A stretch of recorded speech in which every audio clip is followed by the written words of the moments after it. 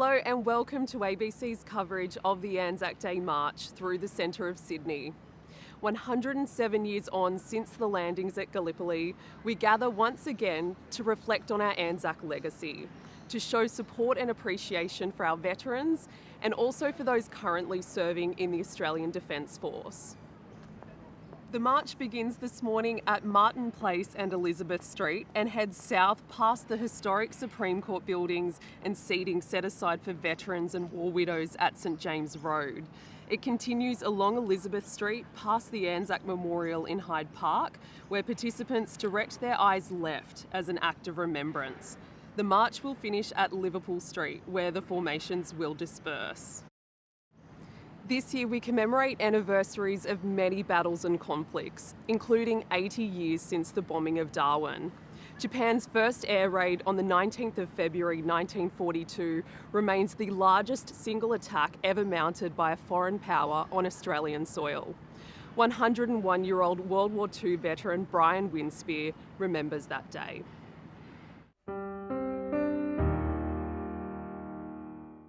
It was a tense day in Darwin in 1942 when Brian Winspear noticed a strange object glistening above the palm trees.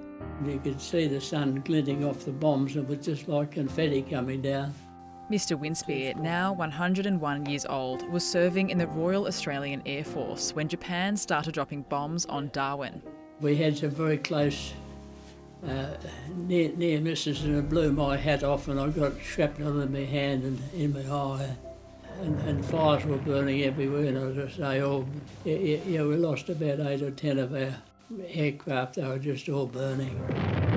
To this day, Japan's first air raid in Darwin on February 19, 1942 remains the largest single attack ever mounted by a foreign power on Australia. Dr Norman Cramp says it marked the beginning of a months-long onslaught. Around 230 to 250 people were killed on that first day, and over the nearly 2 years of bombings, around 1,700 people lost their lives. Mr Winspear says the attacks were so damaging and fast, there was no time to properly farewell the dead. If someone didn't come back, there was no mourning, no funerals, no anything. At one stage I had to watch 12 aircrew blokes burn to death after their plane took off tail heavy. After narrowly escaping death a dozen times, Mr Winspear says the bombing of Darwin changed him forever. It made me a great believer in fate. You know, if something was going to happen, you never kicked against it. You just took it as it came, and several times I was supposed to be doing something in the last minute. They changed it, and the person that took my place in 2 or 3 cases, he was dead with a lot of others. If there's one thing Mr Winspear and Dr Cramp want to leave with Australians, it's the heartache caused by the Darwin bombing. The younger generations and the current generations and the generations in the future are losing their memory of this. And the danger with history is if you forget it and you ignore it, you increase the chances of it repeating itself. Now, 80 years after witnessing death and destruction, Mr Winspear's image of Darwin has changed for the better. I think it's a nice place to go for a holiday.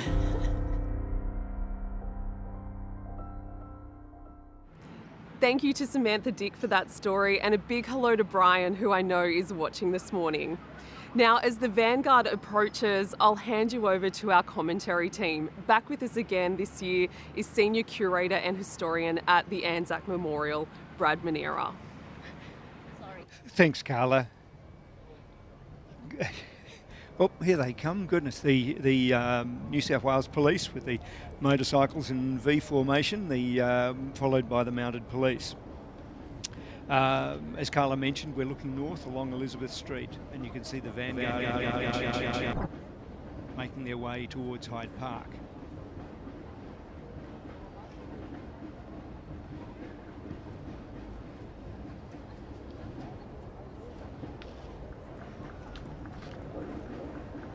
Today we've got 15 mounted police officers led by Sergeant Melinda Duncan, who's riding Troop Horse Royal. Sergeant Duncan has been with the mounted police for 26 years.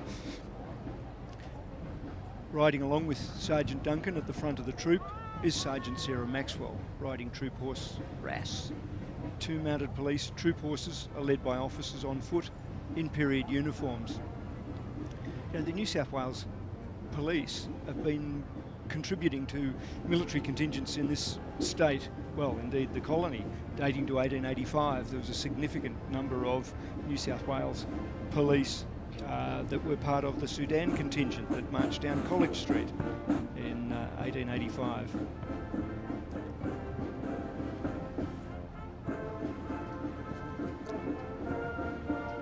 This looks like the Australian Army Band.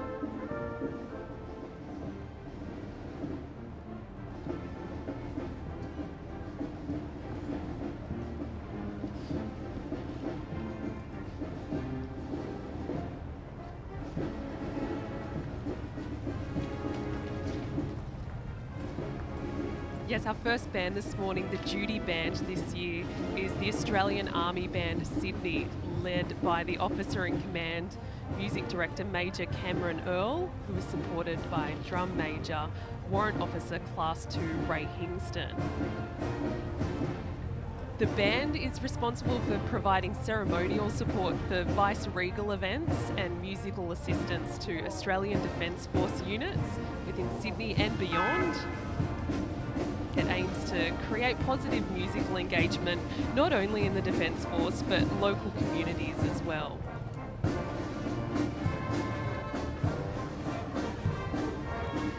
Well, let me introduce the rest of the commentary team with us. Georgina Whelan, the ACT Emergency Services Agency Commissioner. Georgina enlisted in the Army in 1985, a year after she finished school. More than 30 years later, she transitioned from the Australian Defence Force as a brigadier after a remarkable career in which she specialised in military disaster response and defence health, deploying to such war-torn and disaster-stricken places as East Timor and Banda Aceh.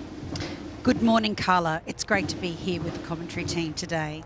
And we also have Eamon Hamilton from the Air Mobility Group of the Royal Australian Air Force. Eamon is a public affairs officer with Air Mobility Group at RAAF Base Richmond. Thanks, Carl. Pleasure to be here. The head of the RSL has just marched past, and I better say good day to Ray James, because he's donated photographs of himself as a young sailor on HMAS Sydney when she was the Vung Tau Ferry, because we've just opened an exhibition at the Anzac Memorial to mark 50 years since the end of Australia's involvement in the war in Vietnam.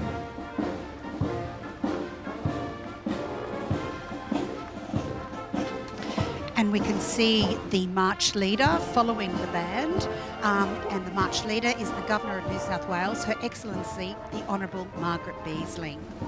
She is the 39th Governor of New South Wales, commencing her 5-year tenure in 2019.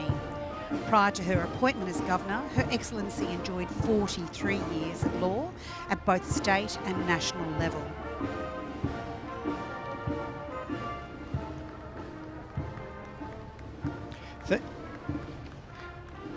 We've got a number of veterans marching, well, indeed in wheelchairs today. John Brightwell, an Army veteran, Dennis Davis, who was with the 9th Division Supply Column, Val Ireland, who was AWOS, manning searchlights and anti-aircraft batteries up at Newcastle and Stockton. Ernst Mullins and Joyce Court, both of whom served in the Royal Australian Navy during the Second World War, and Gordon Richardson, who served with the Royal Australian Air Force as ground staff in the Pacific.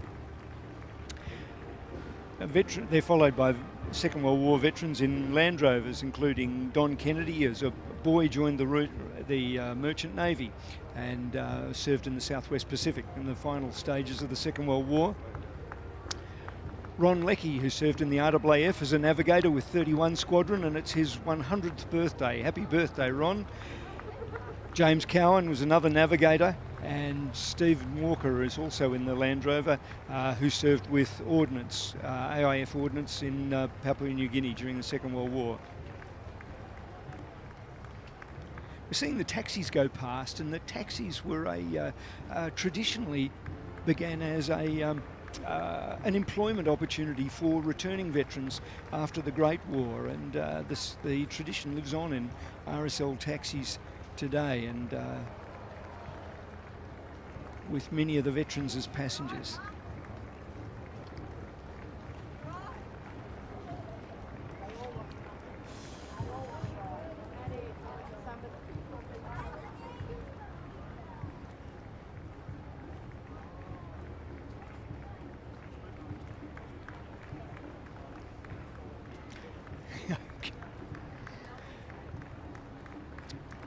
Great to see a crowd this year. Last year was the first year after COVID, and there were only, the crowd was in its hundreds, and today they're in their thousands. A bit of light rain isn't keeping people away, so wonderful to see this column of taxis with old Diggs aboard as they travelling down Elizabeth Street past Hyde Park, a route that the Anzac Day March has followed, well, indeed, since the Great War, and from the Cenotaph in Martin Place, the official site of ceremony for New South Wales, down Elizabeth Street towards the Anzac Memorials, which since the late 1930s has been in Hyde Park South, a place for silent contemplation. Now it's where the march will disperse, and but a ceremony will be held there to end the march. It is fabulous, Brad, to see the many families out there today and young children, all with that continuous clapping as our veterans drive by. And so now we can see on the screen the New Zealand Return Services. They are led by Group Captain Nick Osborne of the RAAF. They've been marching since the first Anzac Day March in Sydney after World War II, and they include veterans of all services, campaigns, wars and conflicts. A little bit about Group Captain Nick Osborne. He joined the RAAF in 2022, having served 20 years in the Royal New Zealand Air Force as a pilot, flying the RNZAF. He flew Skyhawks, A4Ks and Macchi 339C jets. Oh, my apologies. Group Captain Nick Osborne has recently been promoted to Air Commodore. Congratulations on that promotion. During his flying career, he has accumulated over 5,500 hours, with over 4,500 hours flying in jets. After moving to Australia, he joined the RAAF and flew Hawks in Williamtown, and he was appointed as the commanding officer of 76 Squadron during that time. Recently, Air Commodore Osborne served as the commander of Surveillance and Response Group up at RAF Base in Williamtown near Newcastle. And the Scots College Pipes and Drums Band, we're seeing now, started in 1900 when 5 boys joined the cadets as pipers. At present, there are over 250 boys learning to play or playing the bagpipes or drums. And since 1900, the pipes and drums boast a proud record of representing the college at national and international venues. They're followed by a flag contingent, and I guess this just demonstrates the evolving nature of Anzac Day. Traditionally, after the world wars of the 20th century, it was a march for veterans only, and no uniforms, no weapons, no flags. Now I guess it's become as the veteran community is thinning, and the contingents from those wars, obviously the Great War blokes have disappeared. The Second World War fellows, their ranks are dramatically thinned, and so it's becoming more a spectacle, a community engagement. And so here we see a contingent carrying over 200 Australian national flags. Because the flag only dates to 1953. Prior to that, it was an ensign, and the Australians during the First and Second World Wars, the official flag was the Union flag, but of course they did like to see the Australian ensign. And until 1953, it could either be on a red field or a blue field, and the number of points on the stars changed in 1908. So our flag has seen some evolution. Behind them are the flags of the Great War. Between 1914 and 1918, over 330,000 Australians served overseas during the Great War, and they were divided into 5 infantry divisions, an Anzac Mounted Division and an Australian Mounted Division. Initially they saw action on Gallipoli in 1915, and then the bulk of the AIF moved to France, served on the Somme in 1916. In 1917, the hell of Passchendaele, and then back to the Somme in 1918. And these colour patches are carried on the flags, being borne by this group of young cadets. And I think it's really important that we remember the heritage of the AIF and the traditions they established for the subsequent service personnel that have made Australia's military history. And talking of flags, a big shout out to the posties who have been busy handing out flags to the people lining the streets here at the march today. It's great to see all those flags flying, Brad. And the New South Wales Police Band here was established in 1895. It's the longest standing concert band in Australia. It's a full-time unit with professional musicians who are employed as special constables, and is one of the few areas within the New South Wales Police Force which provides high-profile public relations support and activities to the New South Wales Police.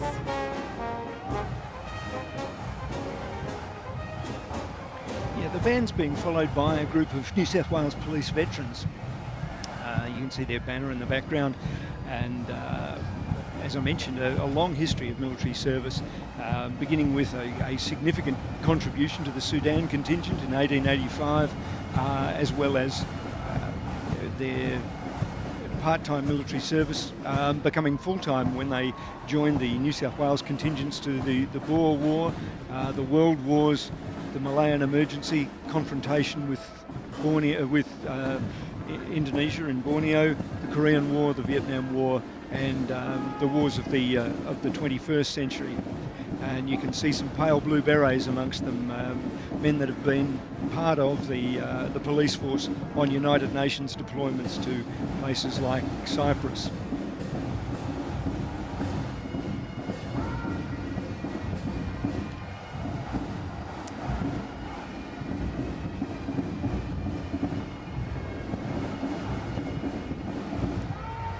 Now we hear the beautiful music of the Royal Australian Navy Band Sydney, administered by HMAS Cuttable. Consists of approximately 50 full-time members under the musical direction of Lieutenant David Coit and led by Drum Major Chief Petty Officer Mark Ham. RAN Band Sydney regularly supports New South Wales naval establishments and the Royal Australian Navy at sea and on the international stage. And most recently, the RAN Band Sydney joined other Navy personnel in Murwillumbah in northern New South Wales, helping with the clean-up and disaster relief efforts as part of Operation Flood Assist. And of course, our first responders nationally have been very grateful for the support of the ADF during the times of disaster across our country.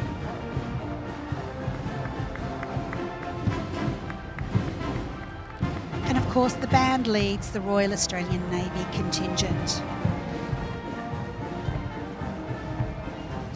So the Royal Australian Navy contingent is led by Acting Commander of the Australian Fleet, Commodore Johnson Early, CSC. And we see some Navy veterans there leading the contingent. Commodore Early is accompanied by Warrant Officer Andrew Bertonson. He's the Warrant Officer of Fleet Command. They're followed by some Royal Australian Naval veterans of the Second World War, and you can see there the banner of HMAS Australia. HMAS Australia was the flagship of the Australian fleet during the Great War, led our ships to German New Guinea in 1914, and spent the rest of the war in the North Atlantic. During the Second War, she tragically became famous during the Battle of Lingayen Gulf and Leyte Gulf, being hit by kamikazes and losing her skipper, who died on his bridge, Emile Descheno, a Tasmanian who was commanding HMAS Australia at that time. In the background, immediately behind it, we see the banner of HMAS Shropshire. Interesting to see an Australian ship with an English name, but she was there to replace HMAS Canberra. Canberra was an Australian cruiser that was lost in the Battle of Savo Island in 1942, and the Royal Navy gave Australia Shropshire to take Canberra's place. Canberra went down with over 80 of her sailors aboard, and the rest of the crew transferred to Shropshire. And Shropshire was alongside Australia during those final battles in the Philippines in 1945.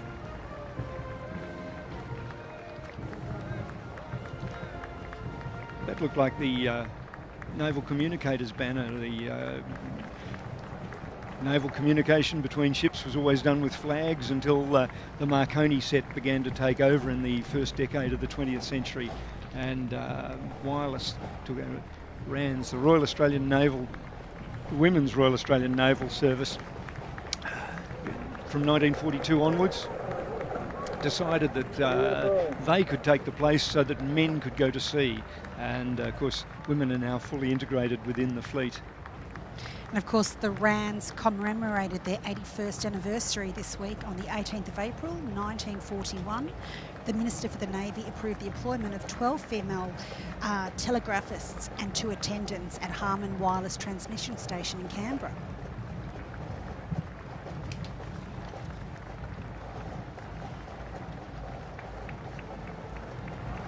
Australian corvettes marching past. We had 60 corvettes during the Second World War. Many of them made at Cockatoo Island here in Sydney. They played a vital role, initially designed as minesweepers. They became escorts, and I guess the one that became very famous in the last couple of years has been the HMAS Armidale that was lost on the 1st of December 1942, and in 2020 one of the youngest crewmen aboard, Ordinary Seaman Teddy Sheehan, was awarded a posthumous and well-earned Victoria Cross for Australia. HMAS Melbourne passed a few moments ago, an Australian aircraft carrier and home to the Australian Fleet Air Arm through the 1950s and 60s. HMAS Tobruk was a destroyer.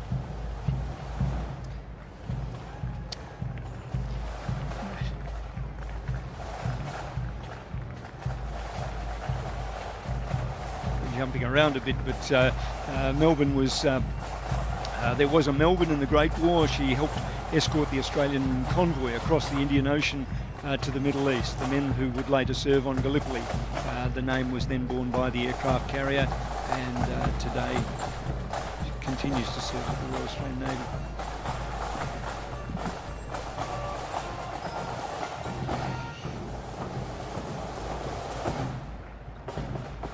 And of course we have the HMAS Melbourne Fleet Air Arm Association coming through on our screens down Elizabeth Street.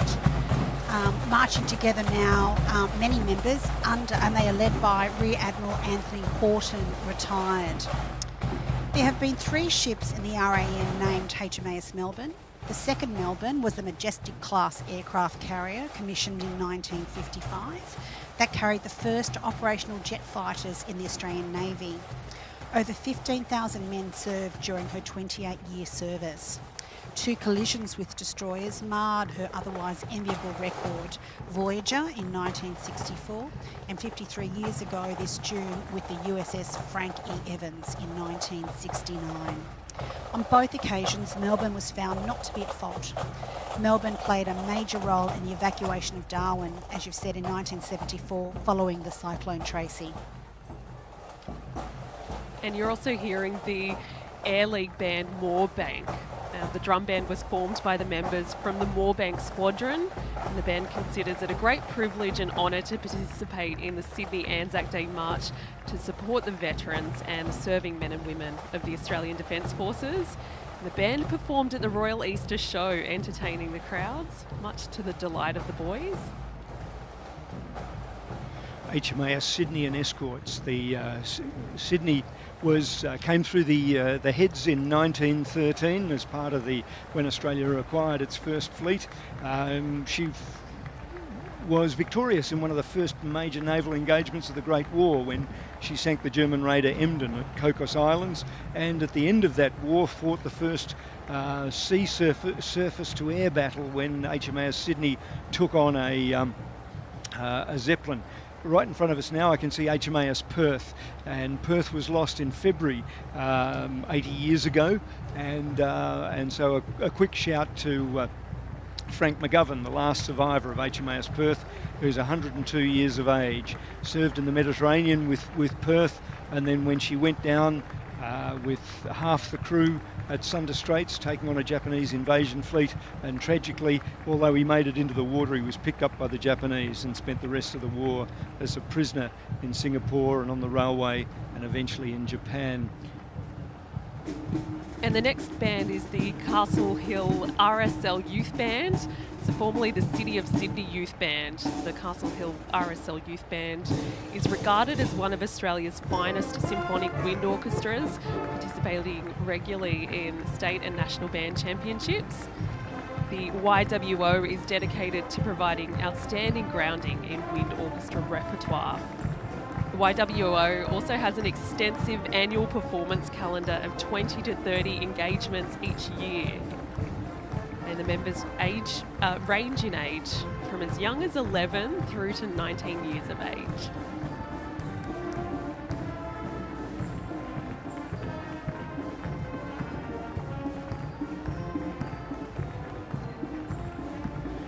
Behind the band, as I mentioned, HMAS Perth, and a distinguished career in the Mediterranean. In fact, Perth was built in Britain, and we acquired it from the Royal Navy.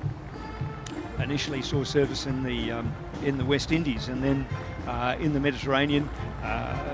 When the Italians entered the war, she fought the Italians as part of Admiral Cunningham's fleet, and helped rescue Australians and British, New Zealanders and others off the beaches in Greece in April and May of 1941.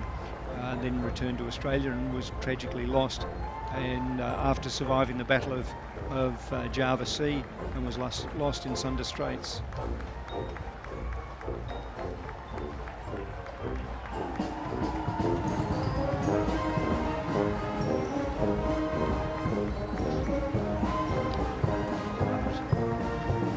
HMAS Hobart was another one of our cruisers during the Second World War, and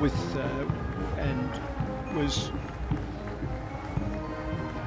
distinguished service in the Pacific. Survived a torpedo attack by a Japanese submarine.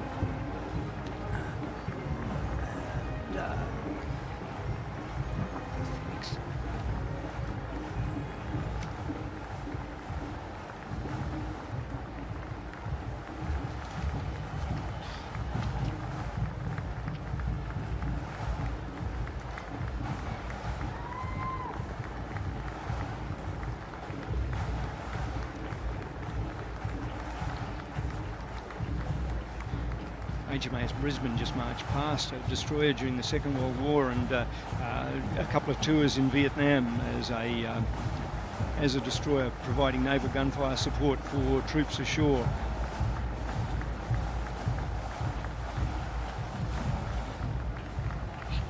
Marching beside the banner for HMAS Sydney, the cruisers, is the banner for HMAS Sydney, the aircraft carrier that was converted to a fast troop transport nicknamed the Vung Tau Ferry. She was responsible for transporting most of the Australian infantry battalions to the war in Vietnam, as well as support troops, and because she was a former aircraft carrier, the flight deck was used to store trucks and armoured vehicles on their way to that war.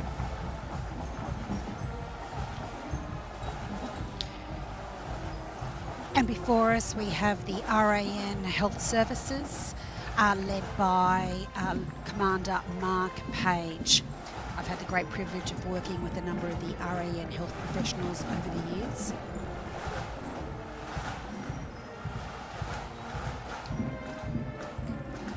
course, our ADF health professionals have been supporting during the COVID-19 pandemic. The noise you can hear overhead Sydney at the moment is an F-35 Lightning from RAF Base Williamtown conducting its flight past of the city.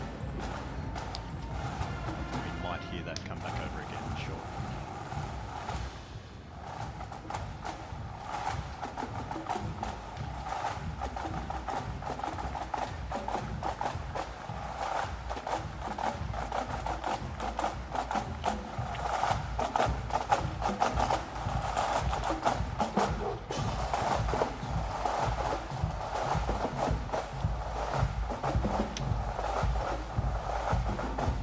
And this is the Air League band Riverwood. So the drum band was formed by the members from the Riverwood Squadron. It's known locally and internationally, including representing Australia at the 2019 Pearl Harbor Memorial Parade in Hawaii.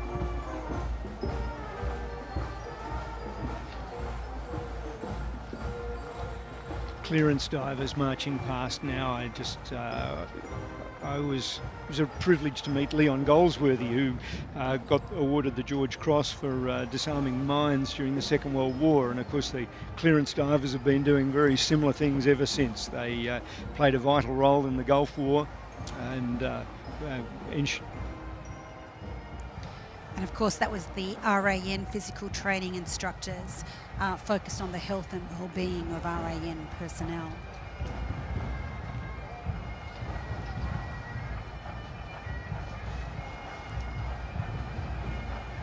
And then we have the Royal Marine Association of New South Wales, led by its State Secretary, John Lees. They have been all over the world in every major conflict during the last 55 years. Their motto is, by sea, by land, formed in 1964 as the Royal Navy's soldiers. And the next band coming up is the New South Wales Police Pipe Band. So this band was formed in 1946 by Commissioner William John Mackay as a group of experienced pipers and drummers who were serving members of the New South Wales Police. To honour their founder and patron, the band adopted the ancient tartan and the crest of Clan Mackay. The clan motto Manu Forte translates to "with a strong hand." The pipe band today is leading the Surface Force Command Headquarters for the current serving Royal Australian Navy. Today they're being led by Commodore David Mann. Surface Force consists of a number of groups and departments that work together to ensure the RAN major fleet units are operational. Commodore Mann joined the Royal Australian Navy in 1989, serving in the Naval College, but with sea postings including HMA ships Geelong,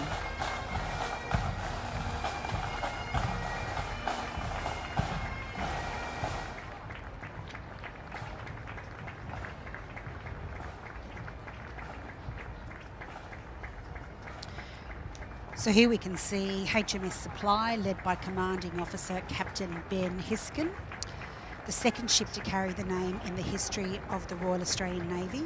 HMS Supply 2 is the first of two Supply-class auxiliary oiler replenishment ships built for the Royal Australian Navy by the Spanish sub-builder Navantia. In fact, it has been a significantly big year for Supply and a number of firsts. Supply turned 1 year old just a couple of weeks ago, and in the past 12 months has included 2 operational deployments, 14 replenishments, aviation trials. And it's the first of a class of trials for the ship, with inaugural visits to our ceremonial home ports of Eden, first port visit to Cairns, and awarded the Silver Platter, an award for high standards in the provision of food service and ship well-being. So very important to our members of the RAN whilst they are at sea. Following the Supply today is HMAS Adelaide, led by Commanding Officer Captain Stuart Waters. It's the largest ship ever built for the Royal Australian Navy at over 27,000 tonnes. It's one of our amphibious assault ships, also known as landing helicopter docks. It's had a very busy year with being the first cab out the rank from Sydney to Operation Tonga Assist following the volcano and earthquake in January.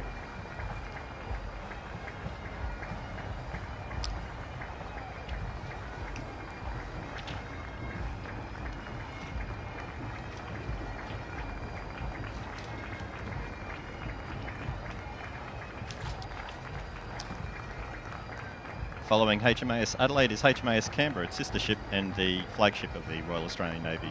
It too is a landing helicopter dock, and it too was recently deployed in March to Operation Tonga Assist, taking over from the Adelaide and the recovery efforts over there. Both of these ships contribute directly to the defence of Australia and its national interests, and allow the ADF to provide large-scale humanitarian assistance at home or in our region.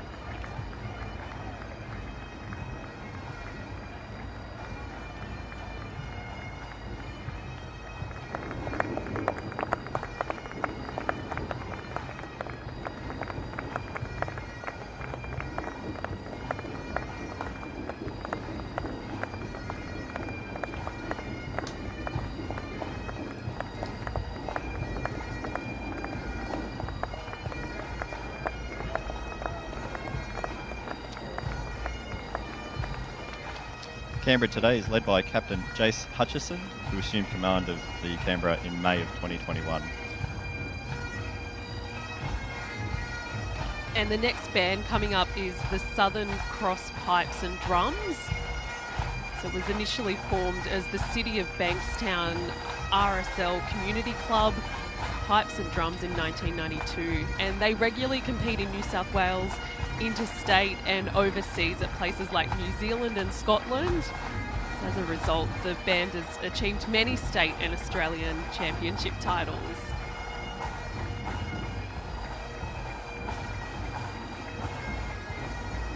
Following them, we should be seeing HMAS Sydney, which is the third of our Hobart-class guided missile destroyers. The sister ships are the HMAS Hobart and the Brisbane. The keel of Sydney was symbolically laid down on the 19th of November 2015 on the anniversary of Sydney 2's sinking in November 1941. The principal role is the provision of air defence to Navy task groups engaged in maintaining maritime security. Sydney is also capable of supporting land forces and protecting coastal areas.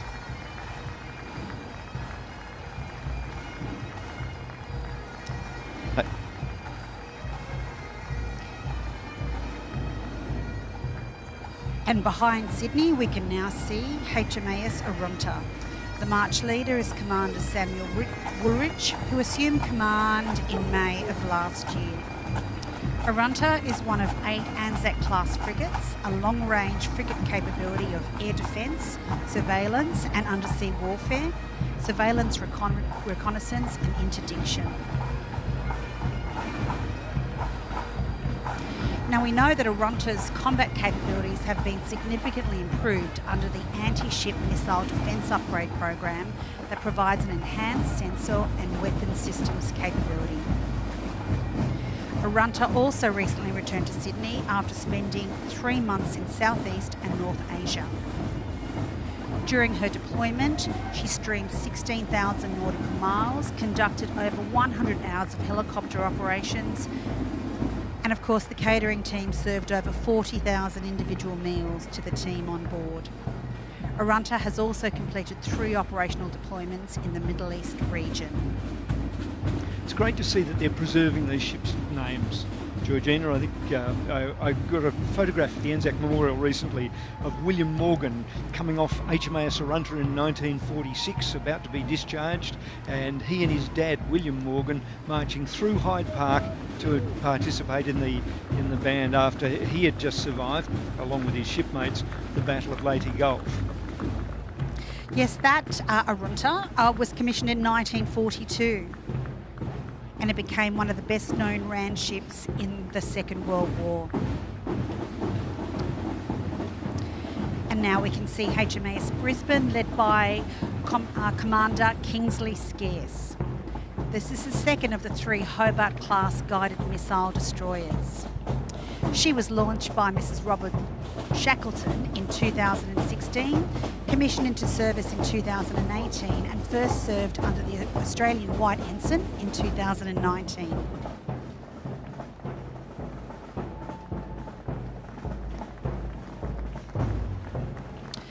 And we can see HMAS Gascoyne on the screen, led by Commanding Officer Lieutenant Commander Geoffrey Crane. Gascoyne is the fourth of the 6 Huon-class mine hunters. She was launched on the 11th of March 2000 and is based in Sydney at HMAS Waterhen. She's a large mine hunter by world standards at 720 tonne, 52.5 metric, is propelled by a V8 diesel engine driving a controllable pitch propeller in transit and 3 retractable thrusters while mine hunting.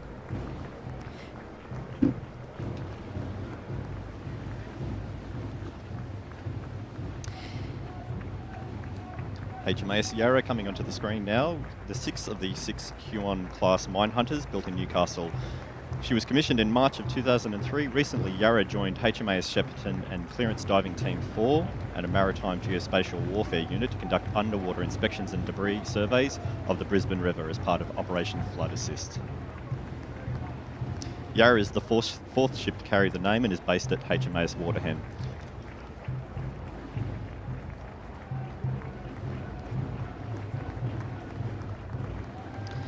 And we can see HMAS Huon, led by Lieutenant Commander Beau Mulroney, who is the commanding officer. Huon is the lead ship of the Huon class of mine hunters and is named after the Huon River in Tasmania. The mine hunters are all named after Australian rivers, and she's the second ship to carry the name. HMAS Huon 1, as a river-class destroyer, was commissioned during the First World War.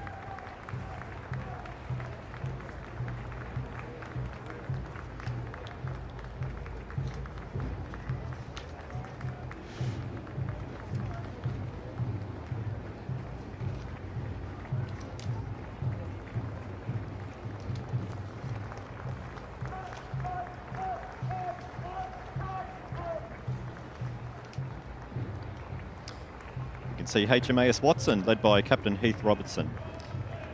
Watson is the Royal Australian Navy's premier maritime warfare training establishment, located in Sydney Harbour on Watson's Bay. Watson derives its name from Robert Watson, the quartermaster for HMS Sirius, a ship of the First Fleet. The area has a long history associated with the military, having been occupied by the New South Wales Artillery during the 1870s. The land surrounding HMAS Watson is part of the Sydney Harbour National Park and is home to native Australian plants and animals, as well as Indigenous hidden sites and rock engravings. Watson was commissioned as the Navy's radar training school in 1945, with the torpedo and anti-submarine warfare schools being added in 1956.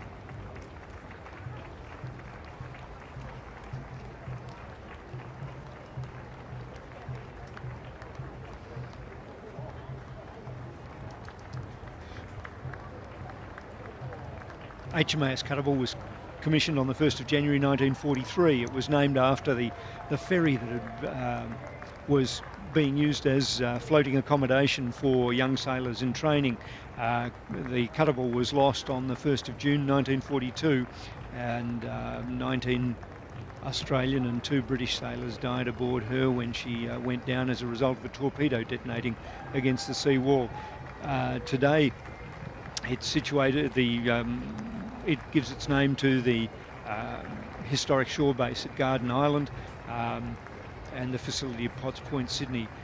The primary function of the base is to provide administrative, training and logistic support to defence personnel and fleet units.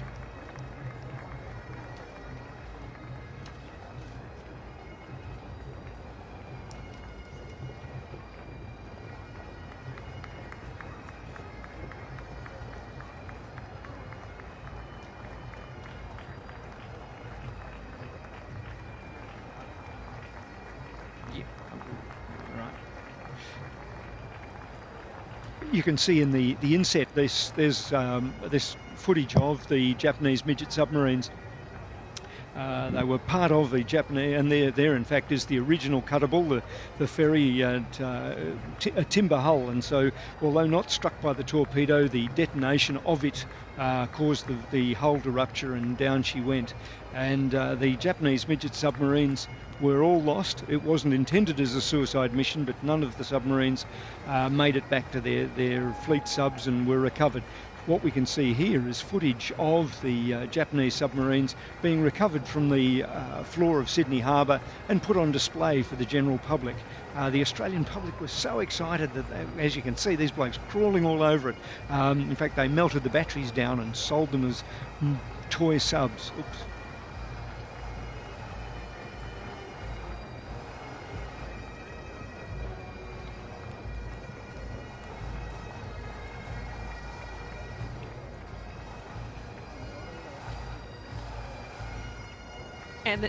And the next band is the Northern Suburbs Pipe Band.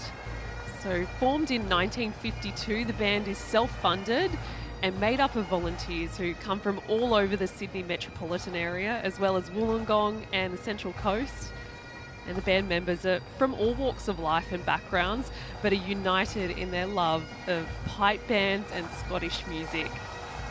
And as well as the annual Anzac Day March in Sydney, the band also performs other functions for the Commando unit, with which it has ties through their long-time serving drum major, Ken Curran.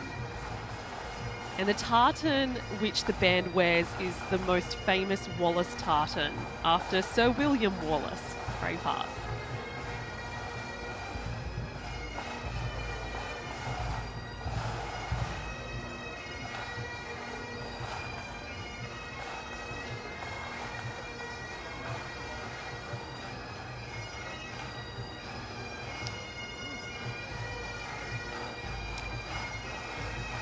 And on our screens, we can now see HMAS Penguin. Penguin is the Navy's oldest commissioned shore establishment in New South Wales. This year marks the 80th anniversary of her commissioning in 1942. Penguin is located at Middlehead in the Sydney suburb of Balmoral. It is the last remaining military presence on Middlehead, and today its role is to provide trained personnel for the fleet and is the home of the ADF Diving School, the Royal Australian Navy Hydrographic School and other specialist units, and of course the hospital at HMAS Penguin.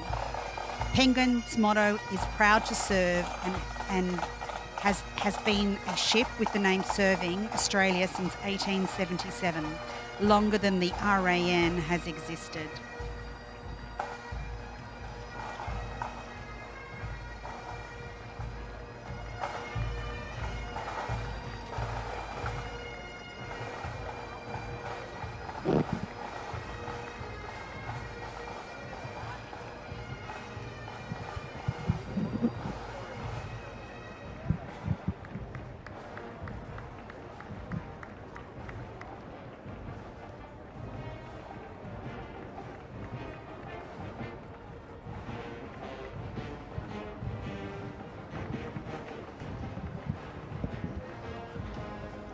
Penguin's on an extraordinary site. You've got the guns there, but dating back to 1801, and but of course when the British left in 1870, they developed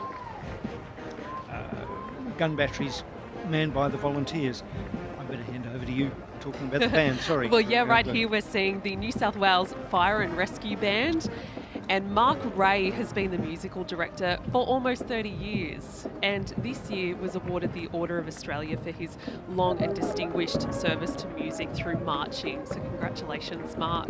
And the members are part-time volunteers who see the function of the group as an integral part of the brigade's mission to provide public education on fire prevention and safety awareness to the community, and to promote the brigades as a world-class organisation. And the members raise their own funds through sponsorship to attend international tours and have performed in Asia and across Europe. And they also provide the occasional bugler for us at the Anzac Memorial, which is a lovely connection to the fire brigade that play the last post at Ypres every evening beneath the Menin Gate. So we big thank you to the New South Wales Fire and Emergency Service Band and the fantastic buglers that they have, and the connection with the Menin Gate ceremony and the fireys that play the last post there every night of the year.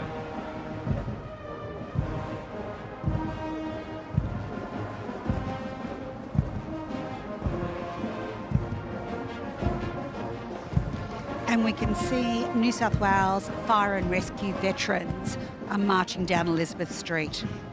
Fire and Rescue New South Wales has been marching in the Sydney Anzac Day March as a unit under command since 1922. The contingent is made up of serving and retired officers and firefighters, as well as administration trades personnel who are ex-service personnel or current serving members of the ADF Reserve Forces. Fire and Rescue New South Wales conducts a remembrance service at number 1 station in Castlereagh Street before joining the Anzac Day March each year. This is a custom that they have practiced since 1928.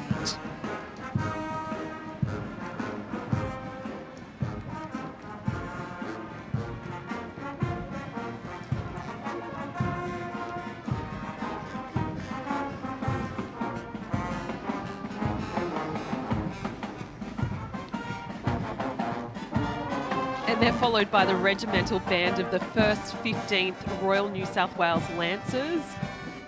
The Lancer Band marches for its 131st year of service, having marched since the first Sydney Anzac Day Parade in 1921. The Lancer Band has a strong social media profile on YouTube and Facebook that maintains traditional military band capability alongside modern popular music formats. The band leads in the Forces Commander. The Forces Commander and his contingent, and this for this band, the leading Australian Army Forces Command today is Major General Matthew Pearce, AM, Commander Forces Command. Major General Matthew Pearce, AM, assumed command of Forces Command. His role is to ensure the Army's warfighting capability is modern and at the ready to defend Australia and its national interests.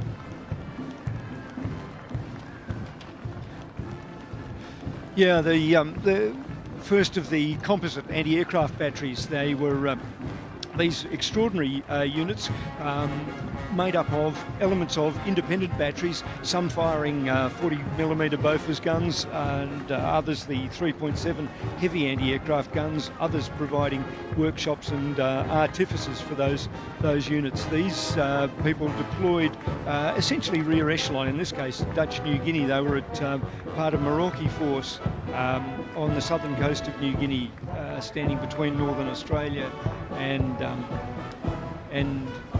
the Japanese occupied territories on the north coast.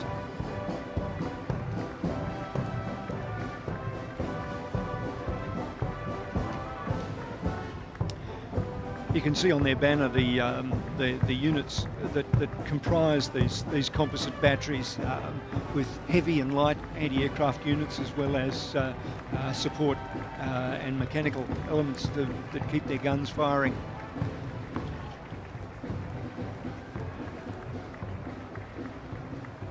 Yeah, of course, modern warfare being as rapid as it is, it's essential.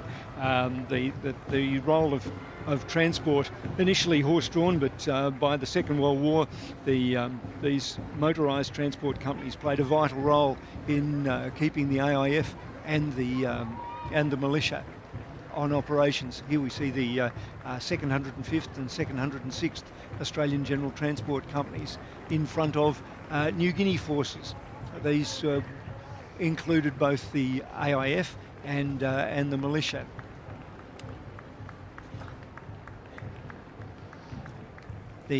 Once the Japanese landed in Papua in July of 1942, they were on Australian territory, which meant that the Australian Commonwealth military forces, a largely conscript military force could be deployed to fight them. Prior to that, when the enemy was beyond Australia's territories, we had to raise an army, the Australian Imperial Force, to fight overseas in the Middle East, and then eventually in the South Pacific.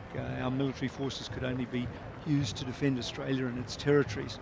Immediately behind the General Transport Company is a searchlight battery. 67th Searchlight Battery was part of the what were known as the Rats of Moresby. They were defending Moresby when it became one of the most bombed population centres in the South Pacific, under attack by the Japanese aircraft. The Japanese hoped that they could take Guadalcanal, Milne Bay and Port Moresby and cut Australia off from resupply by the United States. And so it was the air defences of Moresby that were a vital part of maintaining the defences of that outpost, so that the Australian ground forces could build up and then begin the campaign to drive the Japanese back along the along the Kokoda Trail. 2nd 17th Light Anti-Aircraft Battery. The 2 indicates that it's an AIF unit. These men had volunteered to serve anywhere in the world, and that they initially saw action over in Darwin during that period in early 1942, and then later deployed to New Guinea to provide anti-aircraft defences for the build-up of Australian troops for the Great Road Back. 2nd 1st Australian Infantry Battalion, the 1st Infantry Battalion raised during the Second World War in September of 1939, and their battle honours begin with Bardia and the capture of Tobruk, as part of the first desert push in January and February of 1941. They then fought in Greece in April and Crete in May, and then returned to Australia to participate in the campaign on Kokoda, and eventually were seeing action in the final campaigns along the north coast of New Guinea between Itapi and Wewak. Behind them is the 2nd Australian Infantry Battalion, another 2nd AIF unit, formed in the opening months of the Second World War, and like the 2nd 1st, they were part of that 16th Brigade effort that saw action as part of Wavell's army in North Africa, and then deployed to Greece, the last fighting against the Nazis in Europe before the entire continent was occupied. AIF Corps troops, you need 2 divisions to form a corps, and so Australia, once the 6th and 7th Divisions and 9th Divisions deployed to the Middle East, we had enough troops to form an Australian corps, and the corps troops provide the logistic support for the infantry battalions, the artillery regiments, the combat engineers, medics and transport, and all of those that are closer to the sharp end. The corps troops provide the vital artificers and support units for the corps and the administration for such a large body of soldiers.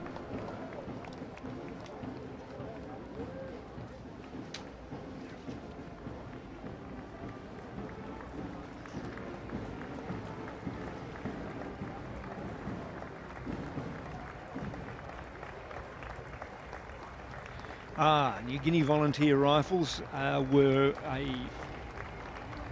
formed very rapidly. Once the Japanese entered into the war in the Pacific, they were raised from local volunteers who used their local knowledge. Eventually they expanded to include a lot of indigenous personnel, and so there were European planters as well as indigenous tribesmen forming the New Guinea Volunteer Rifles, and initially they resisted the Japanese. Those that were unable to escape remained as coast watchers and scouts, and later those who were able to escape provided a valuable background and to the Australians that were fighting in New Guinea right through to the end of the Second World War.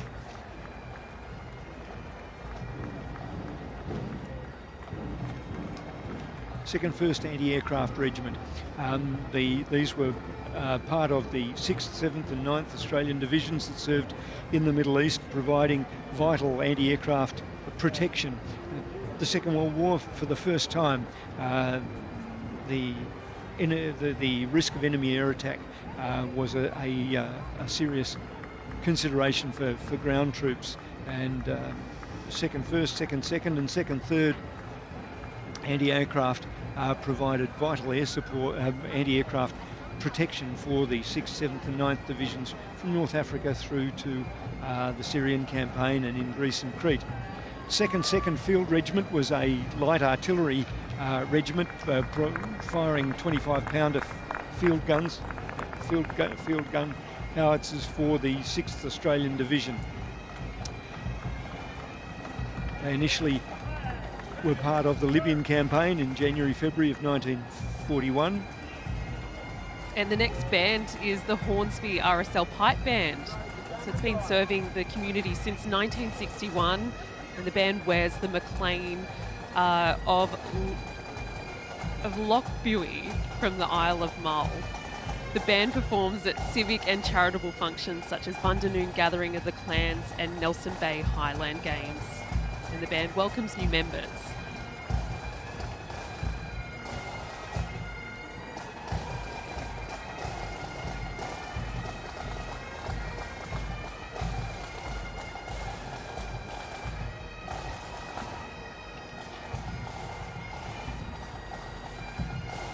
The 2nd, 4th is following the band, and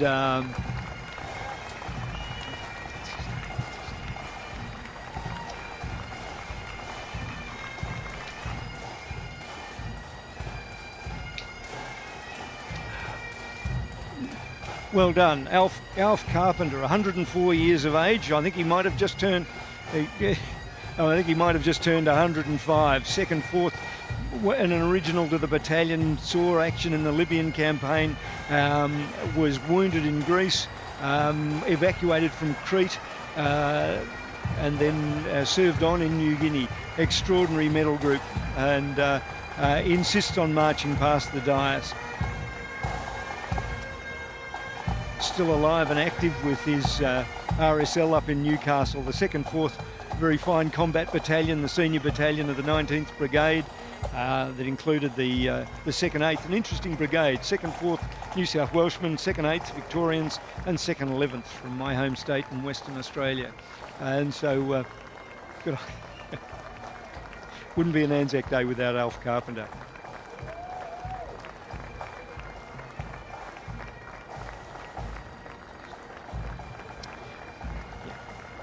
Behind the 2nd, 4th, the 6th Division unit, is the 7th Australian Division, which in North Africa was known as the Silent 7th because they weren't committed to the Libyan campaign. They had one brigade in Britain, and in fact they were in England during the Blitz. The other two brigades were handy in the Middle East when the Vichy French, the pro-fascist French, came into the war, and that meant the area known today as Syria and Lebanon was suddenly a potential threat to the eastern approaches to the Suez Canal, and so the 7th Division was rushed into action, and through June and July fought the Vichy French, tragically alongside the Free French. It must have been very, very hard for those men, but as we can see, the banner of the 7th Division, they copied the old diamond colour patch of the 2nd Division during the First World War, and fought very successfully, fought their way across the Litani River and along the ridges of Lebanon, indeed even through the snows.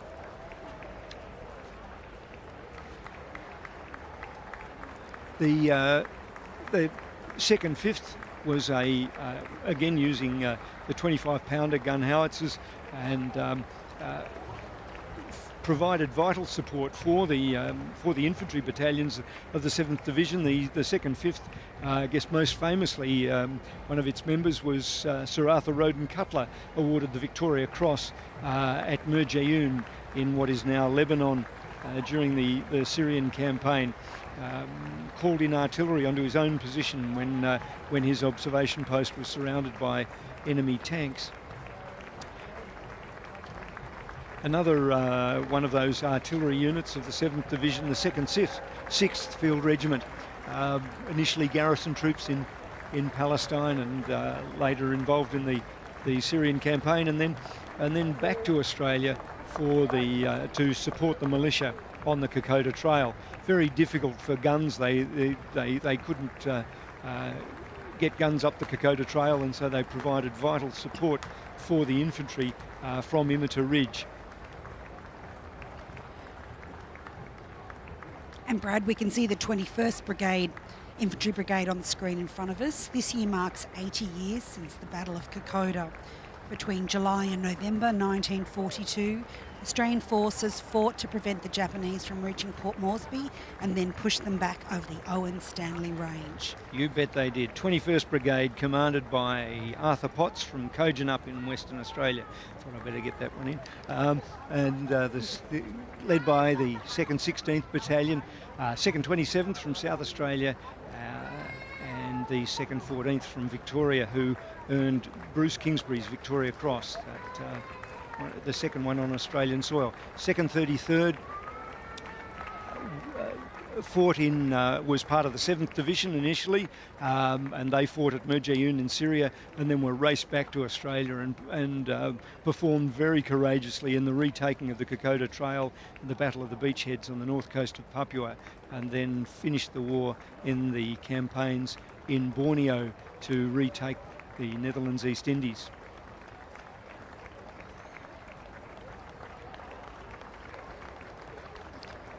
And we can see the 6th Machine Gun Battalion and 7 machine gun battalions led by John Campbell.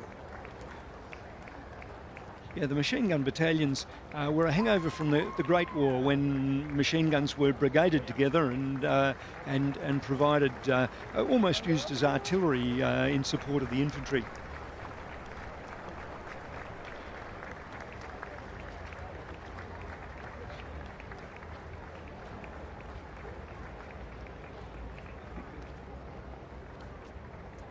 The 8th Australian Division, led by Ron Ferguson.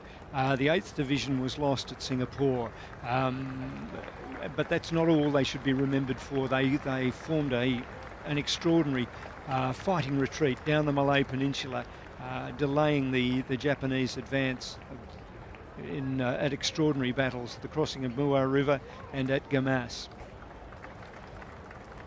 And we can see the headquarters of the 8th Division under command of Major General Gordon Bennett, retired, who directed the campaign in Malaya and Singapore. He managed to escape from Singapore just hours before it fell into Japanese hands. The banner immediately behind them is the 2nd 12th Field Company. Field companies were engineer units that operated very closely with the infantry brigades, and the 2nd 12th was one of the support companies for the 8th Division. 2nd 15th Field Regiment were gunners that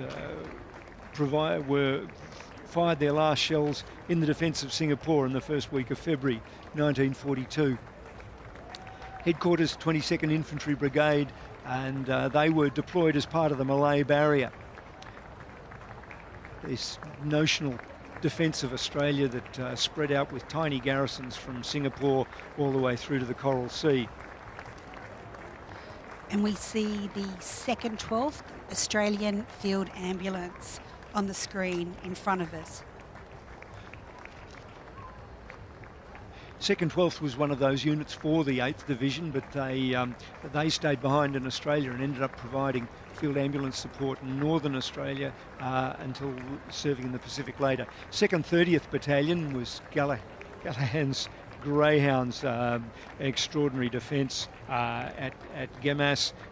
Tragically, they had to march into captivity when Singapore fell on the 15th of February, and so many of their soldiers died in places like the Burma-Siam Railway or as slave labourers in Japan. The 9th Australian Division, their famous T-shaped colour patch, adopted after their performance at the Siege of Tobruk. They were the youngest of the AIF divisions and were put behind the lines at, here you hold a back of the somewhere that you'll be safe, and that's a little Italian port called Tobruk. In fact, they were there for the siege, and then later performed very gallantly during the Battle of El Alamein before returning to Australia to fight in the Pacific. 2nd 13th, a fine New South Wales combat battalion that was part of the siege of Tobruk and then performed with the division during the battle at Alamein, broke through the German and Italian lines, and began the great push back in North Africa. 2nd 32nd Battalion, another of the infantry battalions of the 9th Division that fought in North Africa, but their final battles on the beaches of Tarakan and in Lebuan Island on the in the Netherlands East Indies.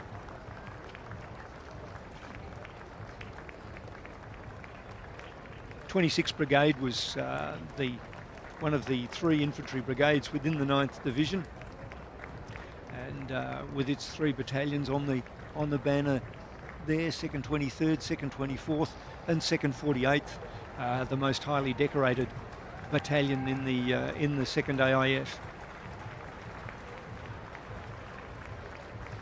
Contingent is led by Jeff Bolton.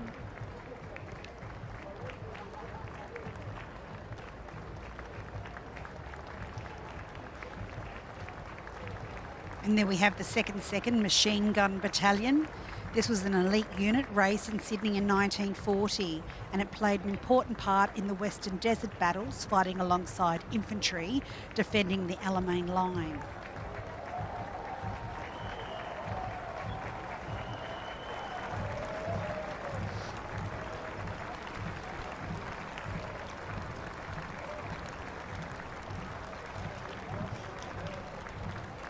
They look like they're followed by some of the militiamen from the Kokoda Trail campaign. That looked like the colours of the 36th Battalion. They, without a 2 prefix, they're part of the militia. These are many of them conscripts and often underage, and they became famous in when Australia was threatened and the bulk of the AIF was in the Middle East. The battalions of the militia were raced to Papua to defend Australia against the Japanese onslaught. And that sprightly gentleman leading them is Private Col Moyer. He's 100 years old, and he's followed by his son Terry Ryan carrying the banner. A very proud father and son moment indeed.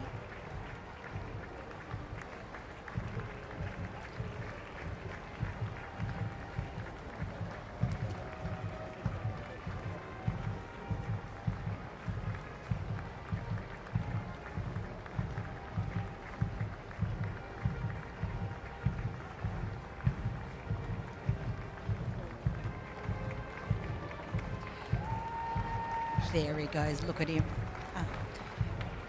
The 36 were also the last battalion to fight the Japanese on the ground in the jungles near the Mavalo River of a New Britain, where Sergeant Ron Ryan single-handedly turned back a force of 100 Japanese who charged the Australians before dawn.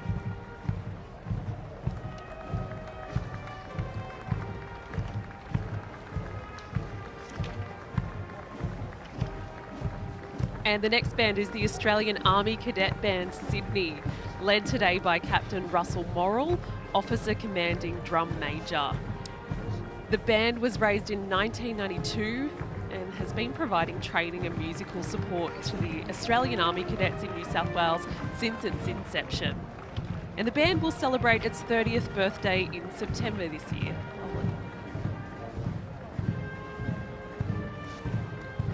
These militia units that are coming past, I just noticed the banner of the 53rd, 55th. These were part of the 3rd, 11th, 3rd and 11th divisions that, as Georgina's just mentioned, they saw their last actions in New Britain around and on Bougainville Island, which was in those days part of the Solomons. Immediately in front of us is the banner of the Australian Army Training Team. The AATTV deployed to Vietnam in the middle of 1962, and they remained on active service until 1972, when they became part of the Australian Army Assistance Group and returned to Australia in 1973. The The AATTV served all over from the Mekong Delta to the 17th parallel that divides North and South Vietnam. They provided advisory tasks for the Army of the Republic of Vietnam, and the unit was awarded 4 Victoria Crosses during its service.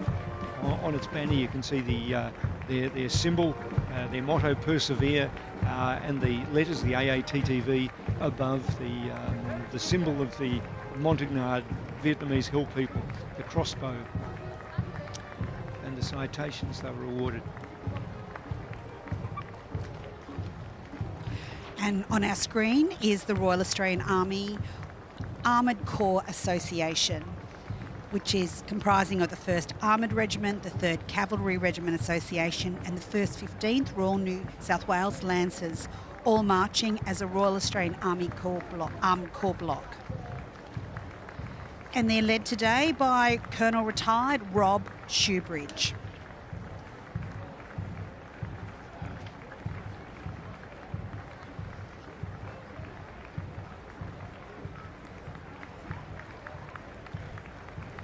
The Armoured Corps dates to the 1930s, provided a number of armoured regiments during the Second World War, but of course came into its own in the war in South Vietnam. We deployed 52-ton Centurion tanks to a jungle war, and despite question marks about that, they did an outstanding job during the defence of the fire bases Balmoral and Coral, and of course fought their way back into Bin Ba, the village, in June of 1969, and supported Murray Blake's Delta Company 5 RAR, and really featured, played a vital role in the final battles of the Royal Australian Regiment and the Australian Task Force at Long Khan, Song Kar and Nui Lay.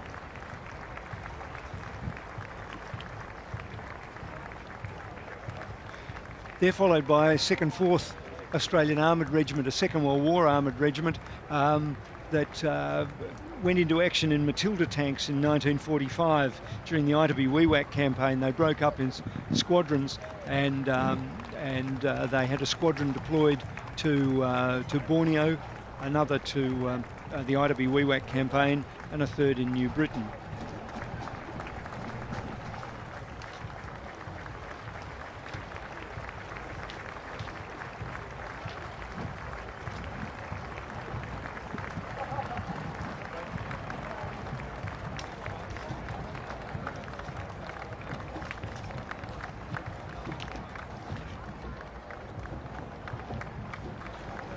And we're seeing the Air League band Riverwood. It's their 2nd time around. Good on them. And they're leading in the Royal Australian Artillery. The artillery is with the cavalry, gets order of precedence with the in the order of march, and these are batteries that were part of the Australian Field Regiment that rotated through the war in South Vietnam. They were initially deployed to the Malayan Emergency in 1959 and served there until the end of emergency in 1960, and stayed on as garrison, part of Southeast Asian Land Forces. 101st did 2 tours in Vietnam, 66, 67. They were there in the Battle of Long Tan in 1966, and then they returned for Tet 69 and through to 1970.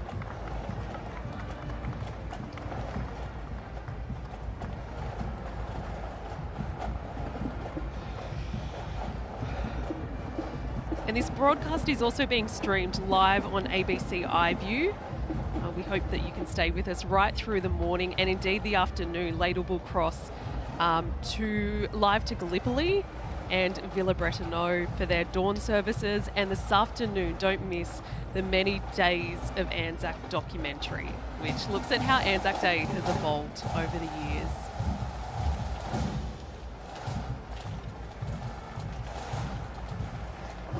And a cheerio to all veterans watching from home or from one of the war veterans' homes. It's great to have you with us.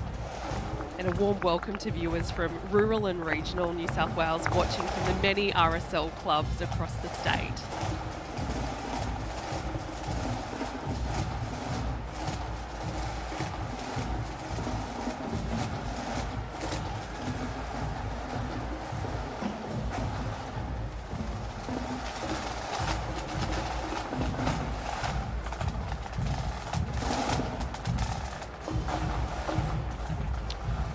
We'll be rotating through the batteries that served in Vietnam. The batteries went forward into fire support bases as the infantry deployed on operations, some of them lasting 4 to 6 weeks. And behind the 101st is the 102nd field battery, which boasts its performance at the Battle of Firebase Coral in 1968. You can see Coral Battery there. The firebases Balmoral and Coral were an attempt to interdict the Viet Cong march towards Saigon, and the 1st and 3rd Battalions, the Royal Australian Regiment, were deployed to defend the guns, and the Viet Cong launched human wave assaults against Firebase Coral, broke through and advanced on the guns, and so the gunners were fighting. It was almost hand to hand for the men defending those guns. And we can see the 107 field battery from 4 Field Regiment. 106, 107 and 108 all fielded batteries who saw service in Vietnam. And they have since been to Cambodia, Somalia, Rwanda, the Solomon Islands and East Timor on many United Nations peacekeeping missions.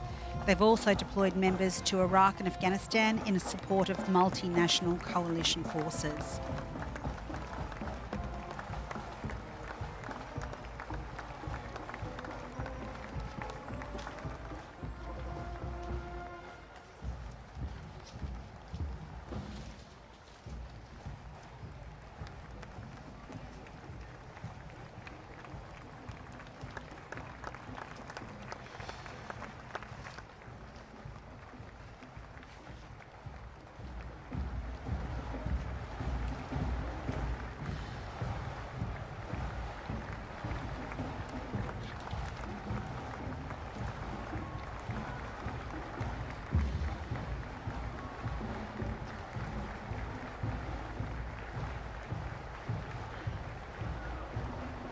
Crowds in Sydney today starting to slowly build as the weather's improved throughout the morning, which is great to see. It was wonderful greeting many of our veterans this morning on the way into Hyde Park, proudly walking through the city on the way to the march.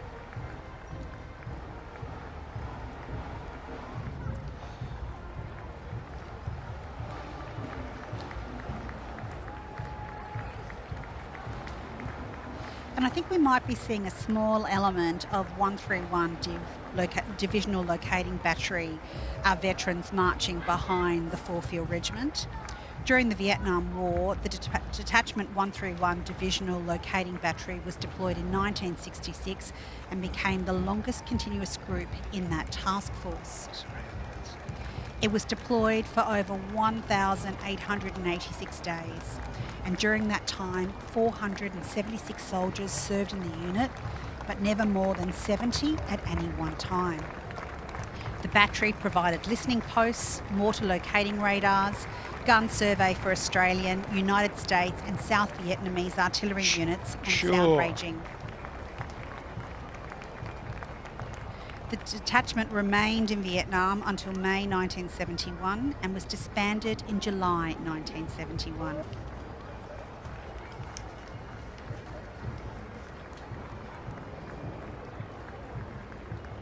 And the next band is the Parramatta RSL Caledonian Pipe Band. The hope that Parramatta Caledonian Society could have its own pipe band materialised in a motion at a committee meeting on the 3rd of April 1944. The band today is now a social band with many members having played in competition bands from a variety of different grades within its pipe corps and drum corps. The band is one of only a handful of bands that still maintains the traditional full military dress uniform while on parade. And the band performs throughout New South Wales and is also a teaching band for bagpipes and drums.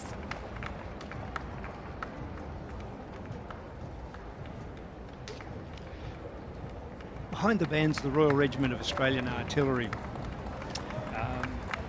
A Battery's the longest serving unit in the Royal Australian in any Australian field force, dates to the time that the British cleared out in 1870, and of course they still proudly bearing the artillery colours of red over blue. And without guns, the infantry would have little support on the ground. Sorry.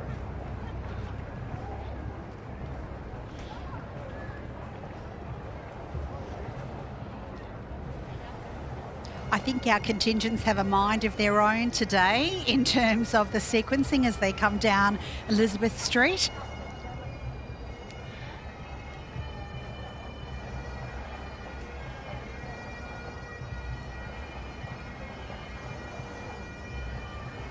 And the Australian Artillery Association is led by its president, Lieutenant Colonel Elaine Dunstan.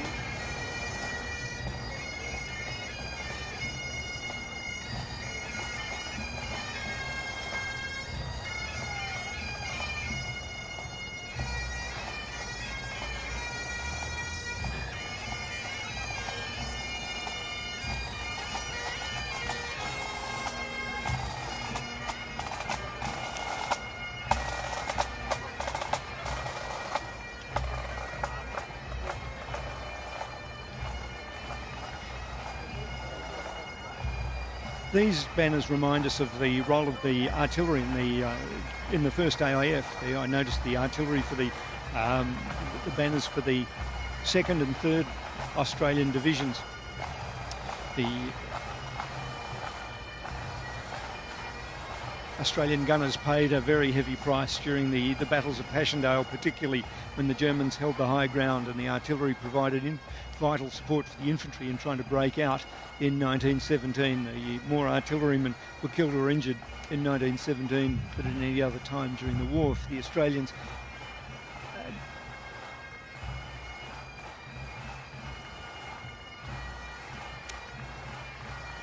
The Field Regiment is the parent body for the batteries that we saw marching past earlier, and the 1st Field Regiment, as you can see from their banner, was made up of the 103rd, 101st, 105th batteries, and saw multiple tours in Vietnam right through the 1960s until withdrawn in 1972. I believe those batteries have a history dating back to World War I, and post the Second World War they also served during the Malayan Emergency as well as the Vietnam War.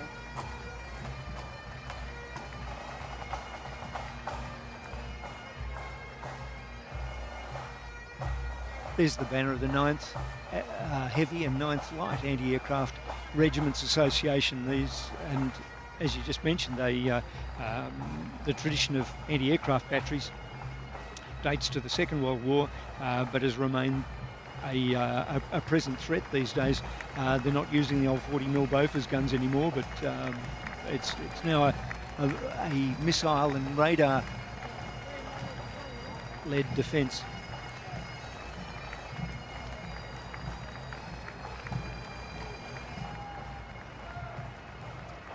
And the next band is the Manly Warringah Pipe Band, which has been entertaining locals on the northern beaches for 73 years.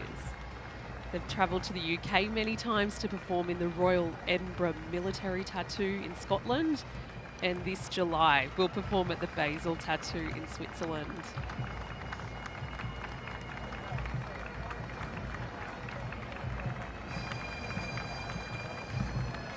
Behind them is the banner of A Battery, that colonial battery raised in 1871. Within months of the British leaving the colony of New South Wales, we had formed our regiment of artillery volunteers to protect Sydney and other ports along the New South Wales coast from a growing threat of other European powers in the 19th century.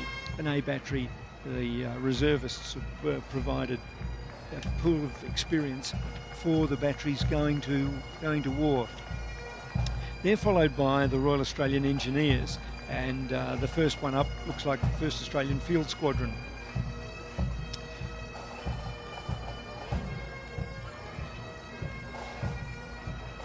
The Field Squadron, known as the Tunnel Rats, they performed some extraordinary tasks in Vietnam, descending into tunnels armed with only a pistol and a torch.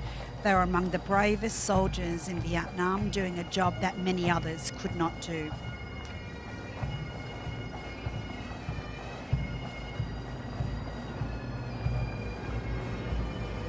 They're also responsible for planting and clearing minefields, and one of the great tragedies of the Vietnam War was the creation of the barrier minefield from Dat Do to the coast, and tragically, despite the best efforts of the Australian engineers that planted the minefield, the local forces were not able to protect it, and so the enemy crept in, harvested the mines and then replanted them, and some 80% of Australian landmine casualties from 1967 onwards were inflicted by Australian landmines.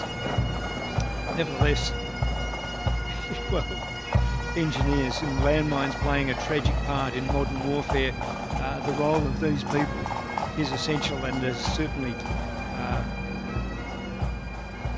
demonstrated itself in Afghanistan and Iraq in most recent conflicts. Absolutely essential for force protection. A few eyes casting skyward just then as the Historic Aircraft Restoration Society conducted its fly past of Sydney. I believe this year with a tracker for the first time from the Royal Australian Navy, along with the Caribou, Dakota and Catalina flying boat. So behind the Tunnel Rats, we can see 17 Construction Squadron, led by Warrant Officer Class 2 Simon Lovell. We can just see a glimpse of the banner there. The banner shows the squadron symbol, which is the little bear, and the motto, "The little bear will fix it," which aptly describes their construction activities. Formed in 1949, the squadron is now based at Holsworthy Barracks and served in South Vietnam from 1966 to 1971. They've been across the Pacific, and during the 1980s, they've also served in Namibia as part of the United Nations peacekeeping operations. I have been very privileged to work with 17 Construction Squadron as it has worked in remote Aboriginal communities as part of the Army's Aboriginal Community Assistance Program.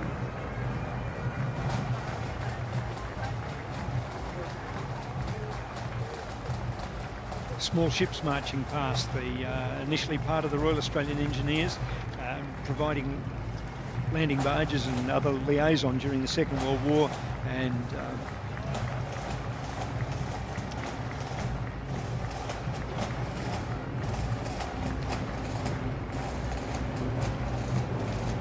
that was the 21 Construction Regiment Association, led by its president, Major Malcolm Botfield, retired. The 21 Construction Regiment was raised in 1950, originally as a supplementary reserve unit, and later becoming part of the General Reserve. As part of the integrated ADF, the members have served in all theatres of operations, and the regiment, whilst disbanded in 2003, members have now become part of the 5th Engineer Regiment.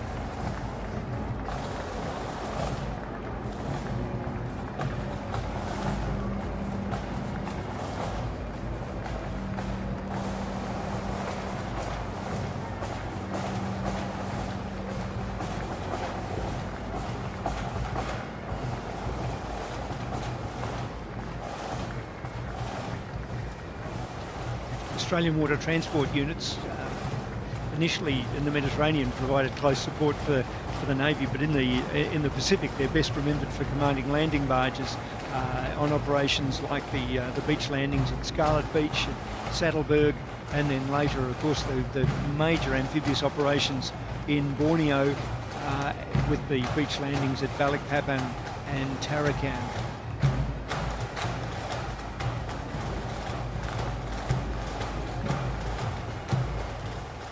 And the next band there is the Knox Grammar School Pipe Band, so located in Wahroonga on Sydney's North Shore. Knox Grammar is a uniting church school for boys which was founded in 1924 in the tradition of John Knox, a Scottish 16th century reformer. Established in 1946 with a group of just 9 boys and 4 sets of bagpipes, the Knox Grammar Pipes and Drums plays at commemorative events and also participates in competitions around Australia and the world. The pipe band wears the McPherson tartan, and there are approximately 100 students with the junior band, having an additional 30 members.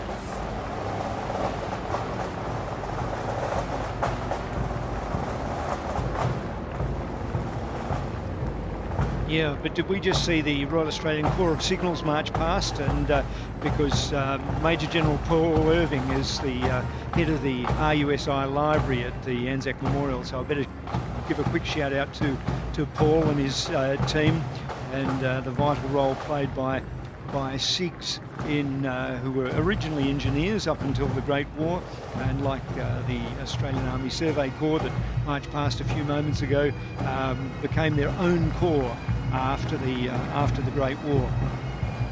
And of course, Major General Irving is the former commander of the 2nd Division, which commands all of our reserve forces in the Australian Army. The Royal Australian Regiment's marching past now, and it's being led by Brian Horry Howard, who was awarded the Military Cross as when he was serving as an officer with the 3rd Battalion, the Royal Australian Regiment.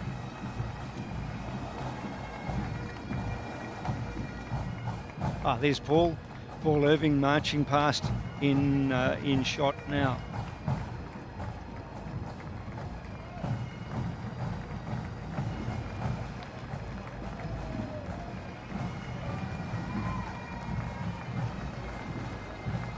The Royal Australian Regiment will march past in order of battalions, and the 1st Battalion deployed to Vietnam 2 tours, initially in 1965, and among their number will be former Private Robert Bailey, who was mentioned in dispatches with 4 Platoon B Company. In one, a seasoned point scout and uncle of a friend of mine, awarded the mention in dispatches for killing one enemy soldier and driving another off, rather than allowing them to detonate a mine that would have taken out his platoon. 2nd Battalion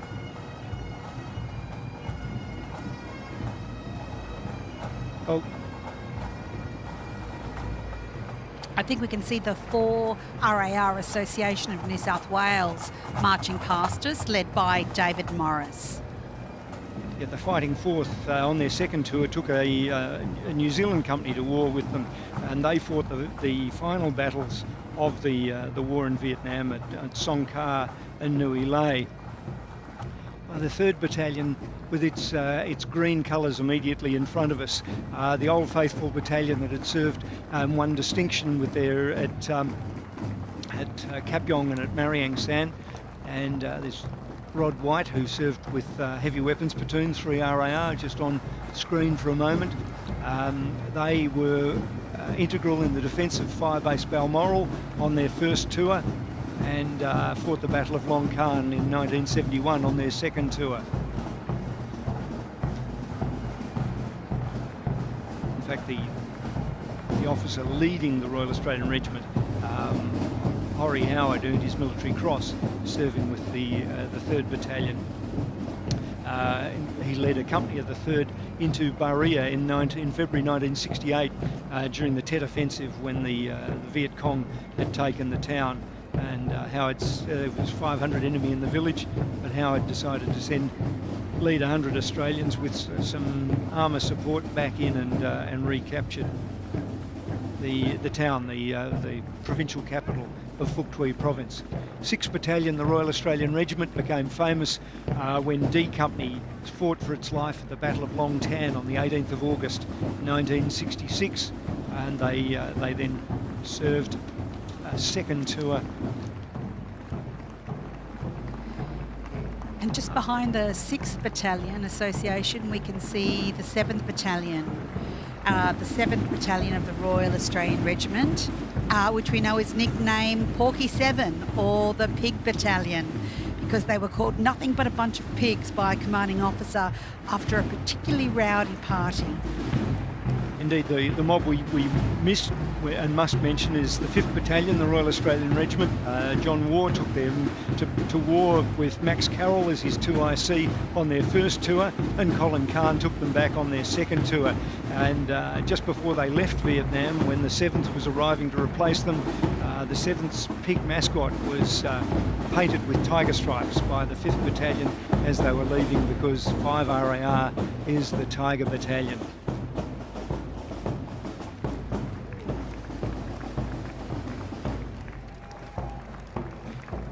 At the banner of 5/7 RAR, I think, just marched past with the end of national service and the reduction in size of the Royal Australian Regiment. Many of the battalions were combined, and 5 RAR was combined with 7. Here's the former Governor-General, Sir Peter Cosgrove, who was awarded the Military Cross. That must be 9 Battalion, because Sir Peter earned his Military Cross as a young platoon commander in October 1969, attacking a Viet Cong bunker complex, leading his platoon and throwing grenades and firing from the hip as they assaulted the enemy bunkers. A few weeks later, the enemy counterattacked, and Peter led the defence of the area that they had taken. Both of those actions contributed to a very well-earned Military Cross. Here you can see the combined 2 RAR and 4 RAR banner. Again, they were combined after the war in Vietnam, and of course 4 RAR eventually became commandos and served in Timor, and in 1999-2000, and is now formed, was then rebadged and retrained as the 2nd Commando Regiment. And the double diamonds, that distinctive colour patch of Australian Special Forces, and that began with the Australian Independent Companies of the Second World War, and eventually became cavalry commandos by the end of the Second World War, and today they wear the distinctive green beret and dagger and boomerang of the commandos. We've gone back to the post-Vietnam infantry battalions, 2/4 RAR and 5/7 RAR. And behind them is the 9th Battalion, the Royal Australian Regiment, with its banners in brown, the colour of their lanyard.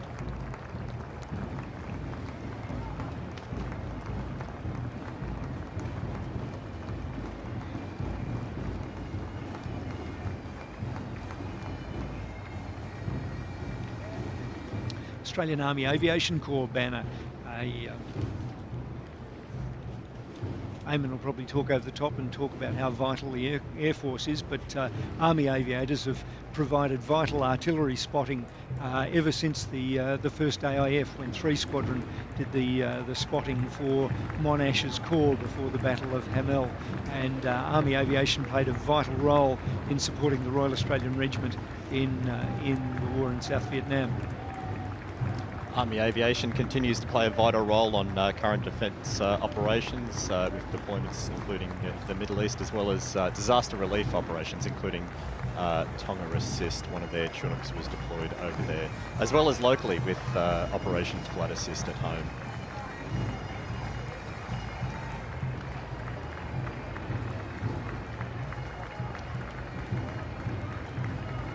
You can see the Special Air Service Regiment Association banner in front of us now, and the Special Air Service Regiment was created by the British Army in North Africa during the Second World War. Australia developed a Special Air Service Company in 1957, and it first saw action against the Indonesians in North Borneo in 1966. And later brought up to regimental strength. They went to war in Vietnam from 1966 onwards, and finally withdrawn in early 1972. They've most recently seen action in Iraq and most famously in Afghanistan, where Ben Roberts-Smith and Mark Donaldson were awarded the Victoria Cross for Australia. And we're seeing the Castle Hill RSL pipe band right now. And this band was originally incorporated as the Epping and District Scottish Society Pipe Band in 1932. So it was the pipe band of the Epping and District Scottish Society. This band participates in dawn services for Castle Hill RSL as well as North Ryde RSL before the march in town. At the close of the day, the band support the North Ryde sunset service. Corps of Trucks, the Australian Army Service Corps.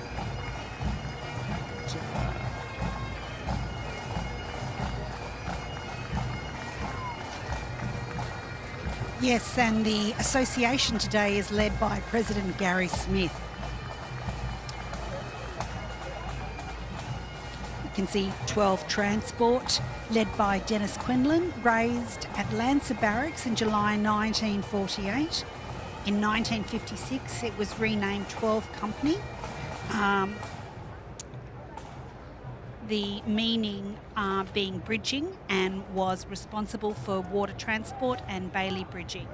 In 1958, 12 Company took on another name, the 12th Company Royal Australian, bear with me for a moment, the Royal Australian Transport Association, and it moved to Addison Road in Marrickville.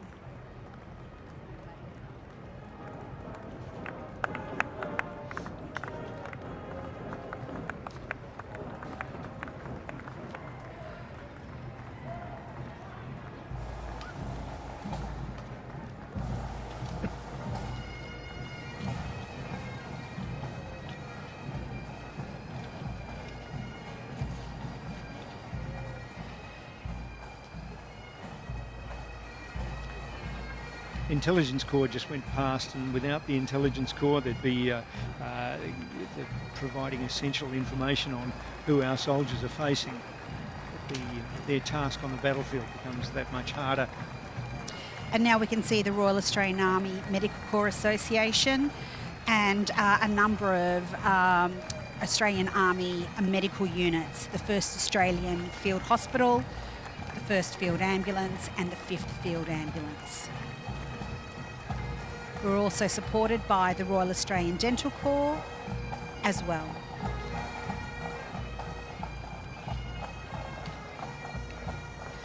Of course, the 1st Field Hospital, the 1st Australian Field Hospital, operated the military hospital in Vung Tau, South Vietnam for over 3 years, from 1968, achieving a survival rate, astonishingly, of 99%. Now known as the 1st Cloth Health Battalion. They are based in Darwin, having been a proud commanding officer myself of that unit.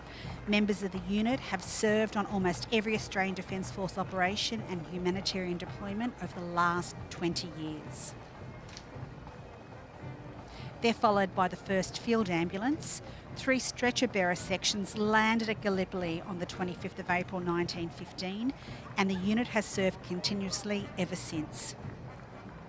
It's now known as the 1st Health Company of the 8 Combat Service Support Battalion, whose soldiers are carrying the banner. And of course, those members will be transitioning to the newly raised 2 Health Brigade, which will commence operational service in 2023. 1st Field Ambulance were the first New South Welshmen ashore at Gallipoli. The 3rd Field Ambulance was running out of stretcher bearers, and so 1st Field Ambulance sent 125 New South Welshmen ashore to provide stretcher bearer support for that 3rd Brigade, that the first ashore at Anzac. If I can give a big shout out to Major David Zerkes, who is leading the 5th Field Ambulance, and also a St John's Ambulance volunteer. I had the privilege of serving with David for many years.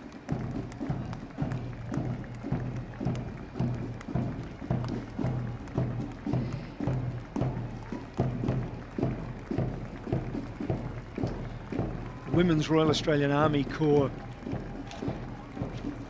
did a remarkable job during the Second World War. Initially, nobody believed that women had a role in uniform, and yet they turned up, insisted that they could replace men who could shoulder a rifle, and provided essential support for for Australia's defence during the Second World War. Manning searchlights, anti-aircraft guns, serving as signallers, and a range of logistics and administrative support for the Australian Army.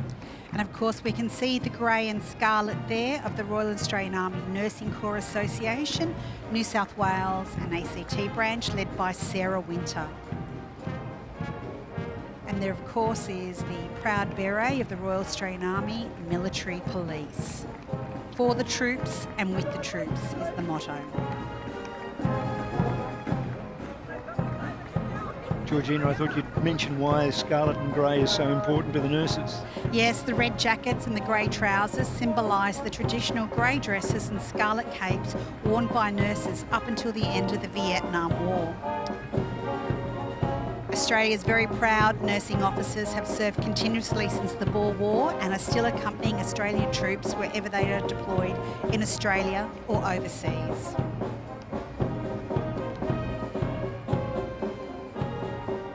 The Women's Royal Australian Army Corps actually replaced the AWOS, the Australian Women's Army Service, during the Second World War.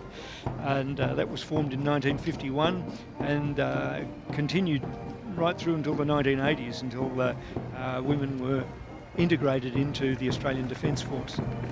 And of course the association's patron is Liz Cosson, AMCSC. She was the first female Major General and is now the Secretary of the Department of Veteran Affairs. And this is the Scots College Old Boys Pipes and Drums. It was formed and had its first appearance as part of the 1993 centenary celebrations of the Scots College. Old boy pipers and drummers, numbering in the hundreds. They descended upon the college for a gathering to mark the occasion. The band's first Sydney Anzac Day march was in 1996, and it's been in attendance every year since, swelling to 100 pipers and drummers on parade in 2015. And included in the band are several fathers and sons marching together today.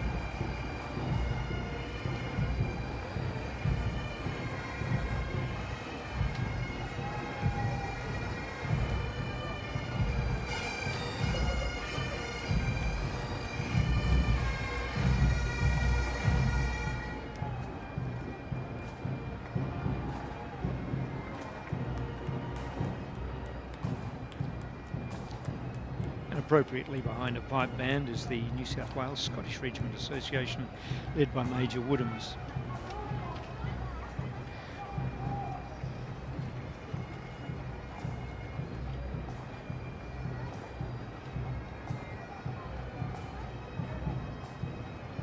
The Scottish Association is a proud regiment that can trace its history back to 1885 when the Scottish Rifles were formed.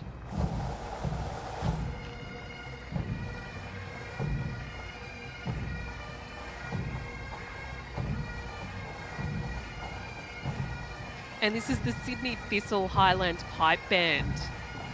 It's a well-respected and long-established pipe band in Sydney, formed in 1918 at the conclusion of World War I, and first participated in the Anzac Day March held that year. Sydney Thistle has been in existence continuously since then and are currently celebrating their 104th year. The band is led by Drum Major Doug Hall, Pipe Sergeant Mark Hamill, Pipe Major James Bruce and Drum Sergeant Ross Colbert.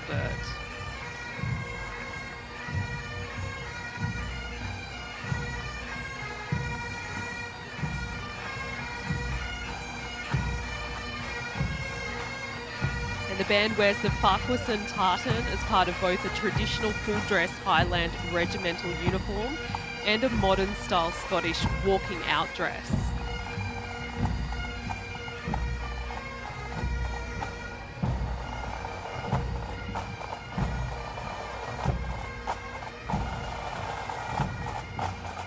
there's a National Service Association coming behind the Pipers. Australia introduced conscription in 1911 for 12-year-olds, and that consisted through the First World War.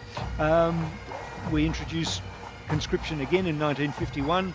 It fell into abeyance at the end of the 1950s and was reintroduced or reinvigorated under the Act in 1965 and provided bulk of service personnel for the Royal Australian Regiment in Vietnam.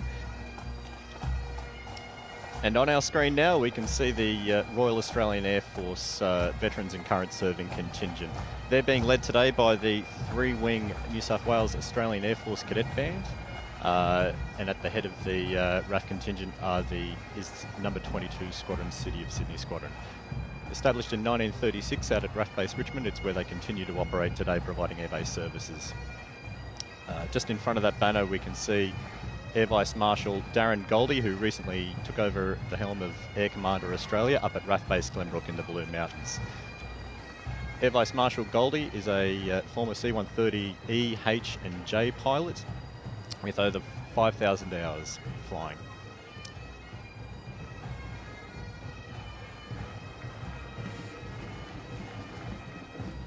Here we can see the 3-wing Australian Air Force Cadet Band again. Yes, we skipped over 9 Div 6. Their banner march passed after the pipe band, so make sure they signals component for the Rats of Tobruk. Number 22 Squadron that you can see there was established as a Citizens Air Force Squadron for reservist members in Sydney in 1936. So has held a very rich relationship with the Sydney area. In 1942 they received Boston bombers and were deployed north to fight the war in New Guinea, where they received the only Victoria Cross to be awarded to a RAF member in the South Pacific for Flight Lieutenant Bill Newton VC for his actions. After the war, the squadron returned to Australia and was based in a number of locations throughout Sydney. And in the last 10 years has taken on the role of providing airbase operational support at RAF Base Richmond. So they've been incredibly busy with supporting Operation COVID Assist, Flood Assist and Bushfire Assist in the wider Sydney and New South Wales area. And just behind them we can see the banners of the Royal Australian Air Force Association and the Australian Flying Corps. During World War I, more than 3,000 Australians served overseas in 4 flying squadrons of the Australian Flying Corps, deploying to what is now modern-day Iraq, as well as the Western Front of Europe. This includes Lieutenant Frank McNamara, whose rescue of a fellow downed pilot in Mesopotamia earned him a Victoria Cross. And he was definitely a lieutenant because he Yes. was Army at the time. And a nice link is that one of their members who returned to Australia, who'd flown with 3 Squadron, Nigel Love, helped start the Sydney Airport, which at the time was an eaten-out paddock and a broken down abattoir, but he bought 3 Avro 504s back from the Western Front, and the next thing you know, he was looking for somewhere to land them, and AV Rose in England asked him for a paddock, and he found a spot down at Mascot. It's worthwhile pointing out the banner too for the Women's Royal Australian Air Force Association, which is the first and largest of the 3 women's services during the war, with over 27,000 passing through its ranks. And you just saw the Homebush Boys High School Drum Corps, which has been serving the Homebush and Strathfield communities for nearly 15 years. The boys are excellent school representatives and work hard at their craft. The Drum Corps traditionally performs at their local RSL and council events, as well as all formal school occasions.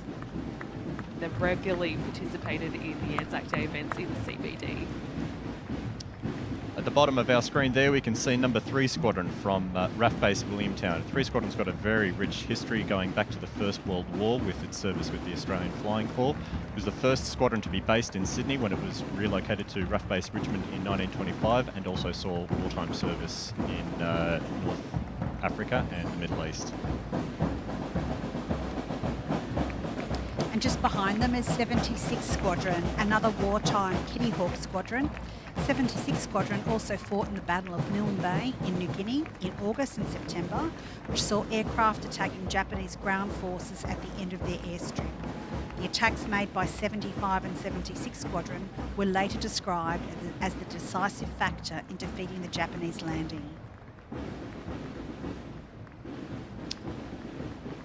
Behind them is 77 Squadron, also based up at RAF Base Williamtown, and also with a very rich history of wartime service, including Korea, where they were deployed from 1950 to 1953 in support of United Nations operations there. They started out the war with the Mustang before moving on to the Meteor jet fighter. Today they operate the F-35 Lightning at RAF Base Williamtown. If Ray Seaver's watching, g'day Ray, and thank you very much for your assistance with the Korean War exhibition. He flew with 77 Flying Meteors in 53 and earned the US Air Medal for the number of ops that he flew with 77. Worthwhile pointing out RAF Ubon in Thailand. Many might not be aware that the RAF deployed a squadron of Sabre jet fighters to Ubon in Thailand to provide air defence of Thailand. Whilst not operationally deployed over into Vietnam, they were responsible for air defence and also conducted training against the United States Air Force Phantom squadrons that were also based at Ubon. Spitfire Association, I'll call out there. The Spitfires were operated by Australians early in the Second World War, but this year marks the 80th anniversary of their arrival in Australia as codename Capstan. They were initially based at RAF Base Richmond while the squadrons were formed up there before moving north to Darwin in Northern Australia to provide air defence against Japanese bomber raids. Spitfire's got the last Japanese kill over Australia in July 1944. They brought down a diner over Drysdale in the Kimberley. Spitfire would have been very well suited for that job, being a fairly good performer up at high altitude, while the Kitty Hawk that the RAF also operated during the war were better suited for lower operations. Tragedy at Spitfire was they had no legs. They didn't have the distance for Australia. And just passing is the New South Wales Corrective Services Band, which was originally formed in 1981 to provide essential ceremonial support to Corrective Services New South Wales and the New South Wales Government. It's led by a full-time music director, Deputy Superintendent John Buckley, who was appointed to this role in January 2011. Behind them is the 30 Beaufighter Squadron veteran members. And I think in the wheelchair we can spot out Bruce Robertson from Castle Hill, who was a member of the squadron during the war. He was actually on radio at RAF Base Richmond during the midget submarine attacks in Sydney Harbour and overheard some of the traffic. 30 Squadron deployed its Beaufighters up to Port Moresby during the war in New Guinea, where they were put to devastating effect during the Battle of the Bismarck Sea. The Beaufighter was quick, had long range and heavy firepower, which meant it could do good work against the enemy at sea and on land. They were also operated as a long-range fighter throughout Northern Australia and across into the Southeast Asia. Was it the Japanese that called them Whispering Death? It's a bit of a myth, I think, that the Beaufighter community started about itself, but look, never let a good name go to waste. Behind them is the 22 Squadron Association, which also flew in many of the same battles as 30 Squadron, but initially with the American Boston bomber before they picked up Beaufighters later in the war as well.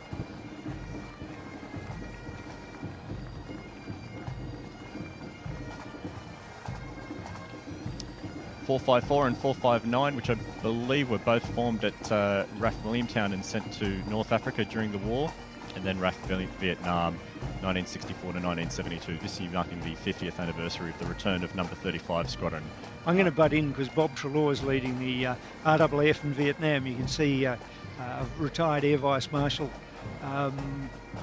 Bob Treloar, known as Trudy to his mates. He's just marched off, mentioned in dispatches. He flew the first Bushranger gunship into the Battle of Bin Bar, but was mentioned in dispatches for a very daring helicopter rescue during the war in Vietnam in 1969.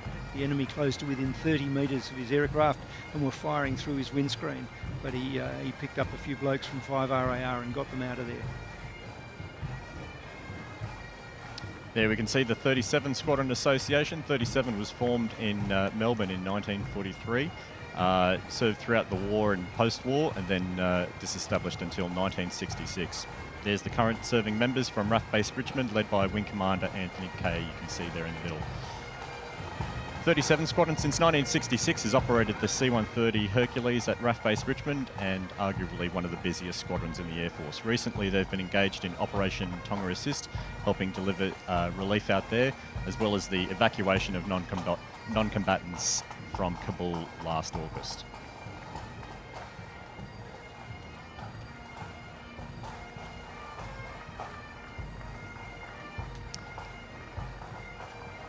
Following behind them are the RAAF Sunderland squadrons, which are 10 Squadron and 461 Squadron.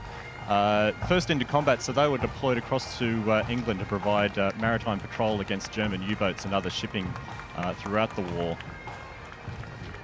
10 Squadron currently serving today at RAF Base Edinburgh in Adelaide with the Orion.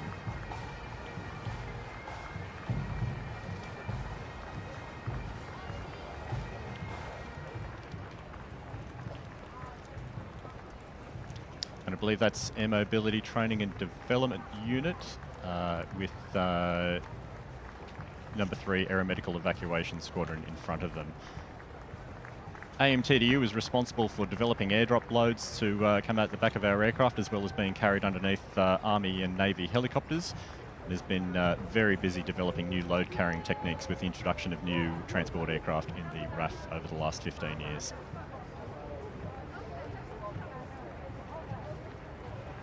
Some of their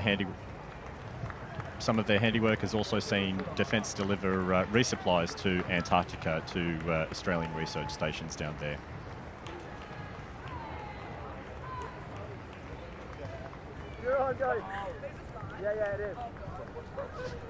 It's great to see young Australian cadets of all of Army and Air Force out there today. Catalina Squadrons, the famous Black Cats. In fact, I think we might have heard one flying over Sydney earlier today. Catalinas had extremely long range and were very versatile in how they could be operated to provide reconnaissance against Japanese shipping, as well as attacks when required. Indeed, we just had the medals awarded to Earl Waterhouse, twice mentioned in dispatches as a navigator in CATS, planting mines in Japanese ports during the war on those long-range operations. And is that the Royal Air Force Association Sydney just behind?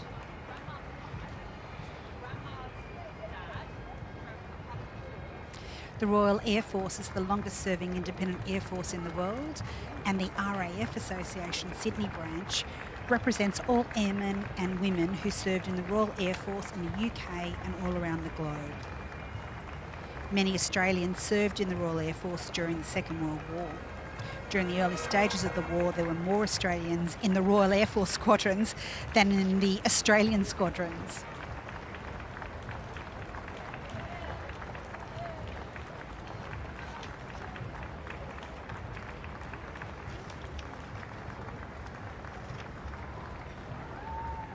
Where would you be without the Royal Australian Army Catering Corps?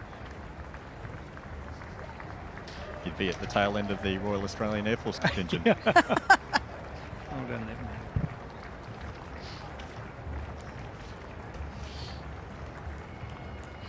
The Royal Australian Army Catering Corps, and they're led by Dwayne Carbridge today.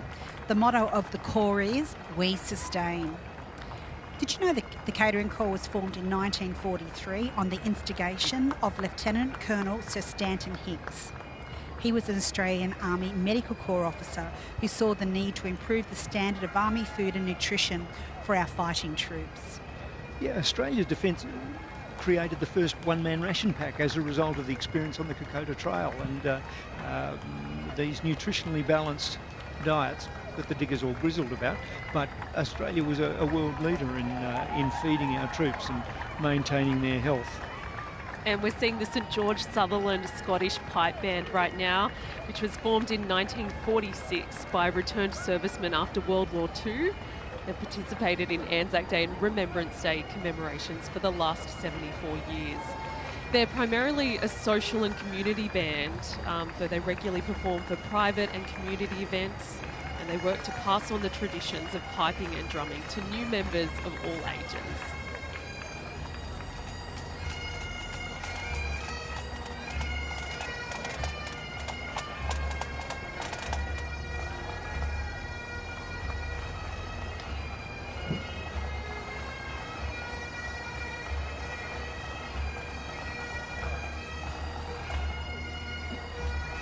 Distinctive cherry colour, it can only be the paras. Australia formed a parachute battalion during the Second World War, and some of the most highly trained troops in Australia. Tragically, they didn't deploy, but the British did, and there are a number of British veterans of the parachute regiment marching the. Although a number of Australians did serve with the paras during the Second World War, including Shan Hackett, who commanded the Air Landing Brigade during the Battle of Arnhem in 1944.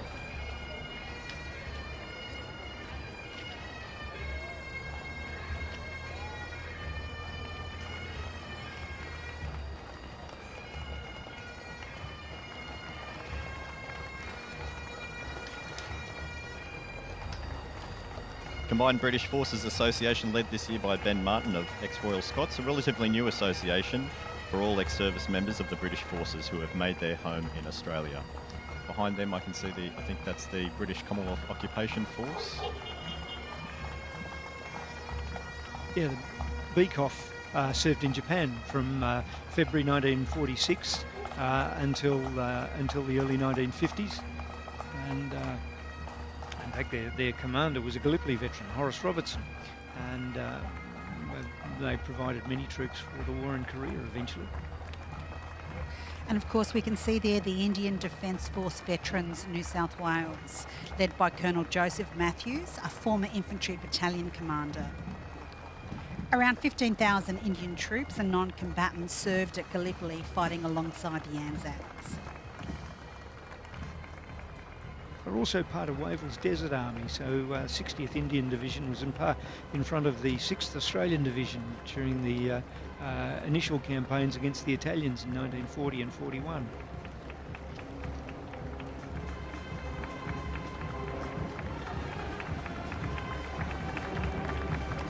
And this is the Maltese Concert Band, formerly known as Our Lady Queen of Peace Band.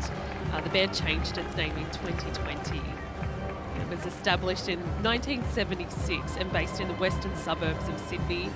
The Maltese Concert Band is the first Maltese concert band in Australia and the only one in New South Wales. The band brings 150 plus years of tradition of Maltese concert bands to Australia. The Maltese Ex-Servicemen's Association RSL sub-branch, just behind the band, led by President Mr Charles Misford, OAM. The Maltese RSL sub-branch was formed 58 years ago and has been marching on Anzac Day for 49 years. Malta played an important role during the Second World War owing to its closeness to the shipping lanes.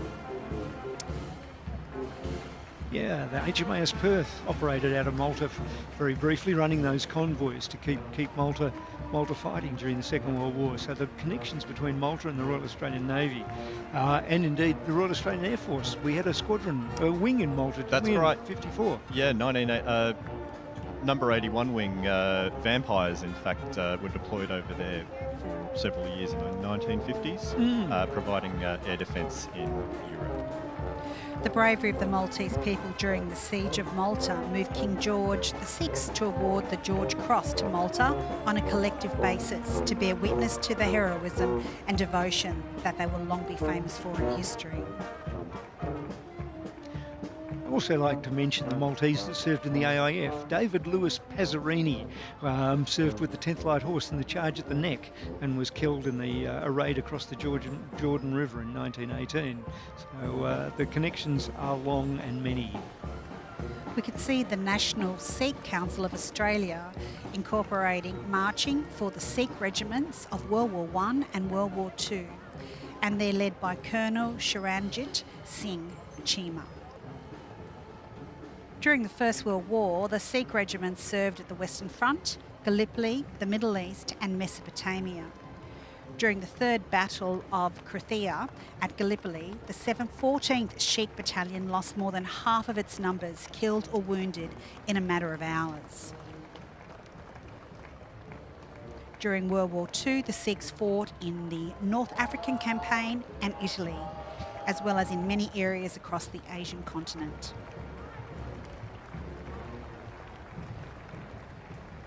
And there we see the Royal Hong Kong Regiment, the Volunteers, led by Patrick Chung, Warrant Officer Class 1. These volunteers were formed in 1854 due to the defenceless state of the colony at the time. These forces saw active service during the defence of Hong Kong in World War II and was awarded the Battle Honour Hong Kong in 1957.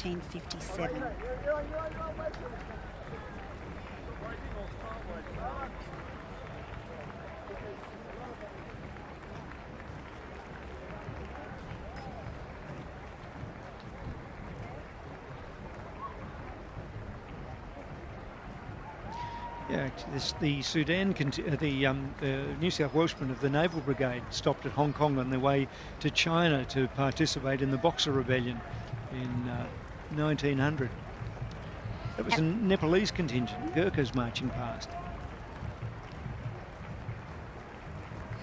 The Gurkhas have served with the British Army for over 200 years. They are noted for their bravery and strength. 4 Gurkha battalions served at Gallipoli. Gurkha Bluff, captured early in the campaign, was named in their honour.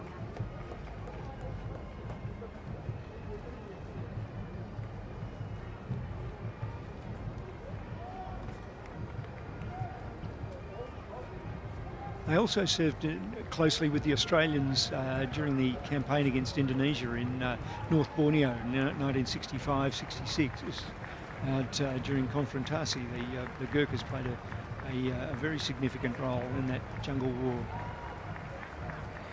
It's interesting to note that in May 2009, the British government announced that all Gurkha veterans who had retired before 1997 with at least 4 years of service would be allowed to settle in the UK.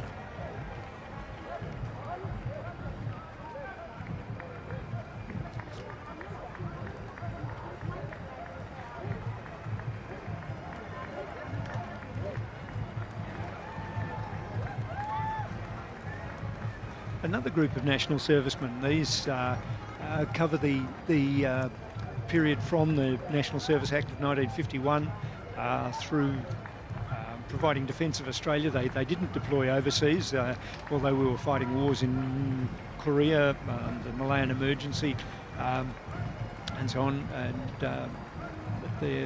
the Act was revitalised, if that's the word, back in 1965 to provide national service to beef up the Australian Army in time for the war in Vietnam. And this is the New South Wales Ambulance Band.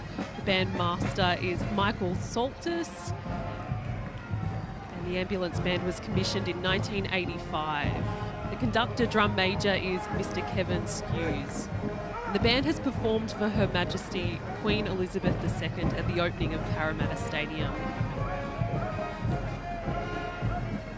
And Eamon, I think we can see the Australian War Correspondents and Military Public Affairs Association on the screen just there, led by Lieutenant Colonel Christopher Holcroft. That's right.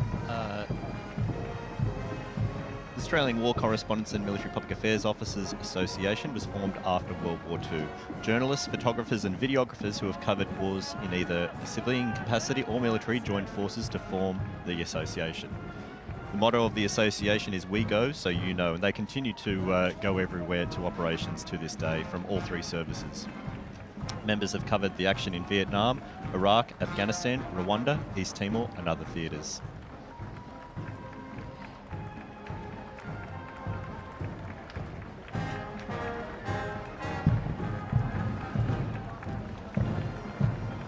And of course we see Legacy on our screen. Sydney Legacy and the War Guild, Widows Guild, is led by Gwyn Boyd. Legacy is such a unique Australian tradition, born out of the trenches of World War I, where a promise was made to a dying mate to look after the missus and the kids. Today, Legacy serves around 43,000 partners and 1,800 children and dependents with disabilities.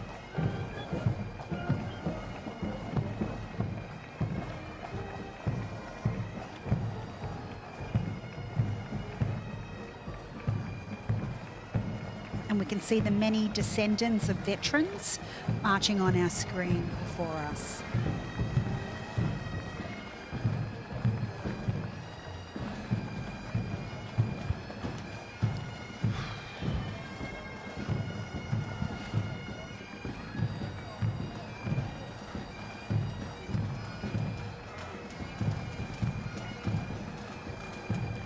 The descendants of veterans today are represented by the 19th Battalion Descendants Association, the descendants of the Boer War veterans, and the Australian World War I descendants.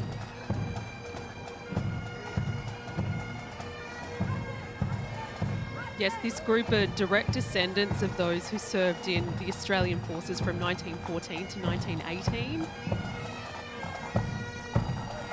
It first formed in 2000 with only 10 descendants. The association now has a growing membership with over 100 marchers. In front of us is 2nd 20th Battalion Association, one of those units of the 8th Australian Division that was deployed as garrison troops to Singapore prior to Japan's entry into the war. They were there as a deterrent. Of course, that didn't work, and they staged a desperate fighting retreat down the Malay Peninsula and delayed the Japanese advance, defended Singapore, and eventually fell back to the island. Tragically, were forced to surrender when the island fell on the 15th of February 1944, and their personnel suffered dreadful 3.5 years of the cruelest possible internment, serving on the Burma-Thailand Railway and slave labourers in Japan, and some went to Borneo to build an airfield at Sandakan.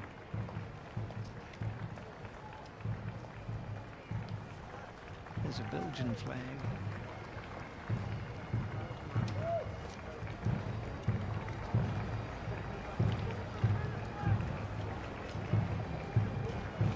Tok H, Talbot House. That was a rest area at Poperinghe in Belgium during the Great War.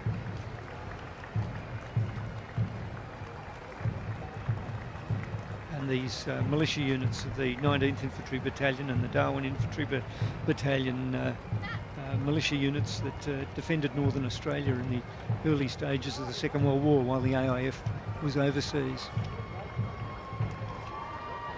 Another infantry unit from the militia. A wonderful moth-eaten souvenir of the Second World War, a pioneer pennant at the 35th Battalion, a New South Wales militia battalion that was saw action in New Guinea and eventually fighting in the IWWAC campaign in support of the 6th Division AIF.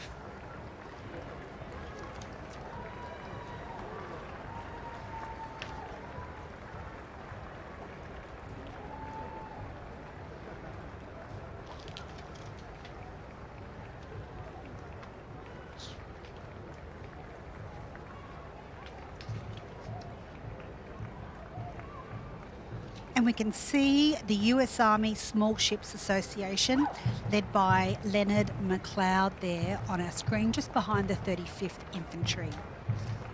The US Army Small Ship Section from 1942 to 1947 was a unique organisation formed in response to advancing Japanese forces in the South Pacific during the Second World War. During 1942, the Small Ship Section commenced landings in New Guinea. This attack fleet consisted of a wide variety of vessels acquired or built in Australia and New Zealand. They're an extraordinary bunch. They employed a number of Torres Strait Islanders because of their skill with boat handling and their familiarity with the islands to our immediate north, and a number of them were commissioned. It was quite extraordinary. The wonderful photographs of Torres Strait Islanders wearing US Army officers' uniform, US Naval officers' uniforms, and US Army officers' uniforms during the war, operating small boats because of their local knowledge.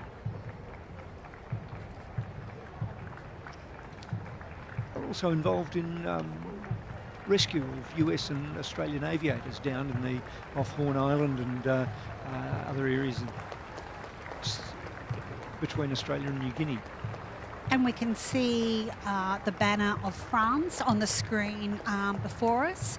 The French War Veterans Association of New South Wales today, led by Association President Jean-Louis Warbrec. This contingent is made up of veterans and descendants from the Free French forces in World War II and many post-war conflicts.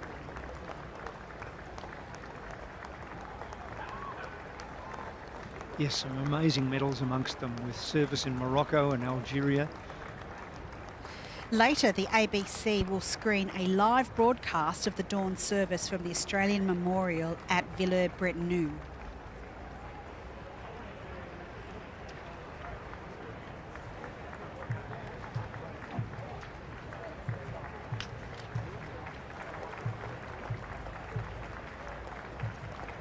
The Americans went past a little earlier, and Australia has a long association with the Americans, and it's interesting that one of the characters down at the cenotaph is modelled on an Australian chap named Darby, who served with the American Rough Riders in the war against Spain in Cuba, but eventually during the Great War served with the 15th Battalion and was later a medic on the Western Front.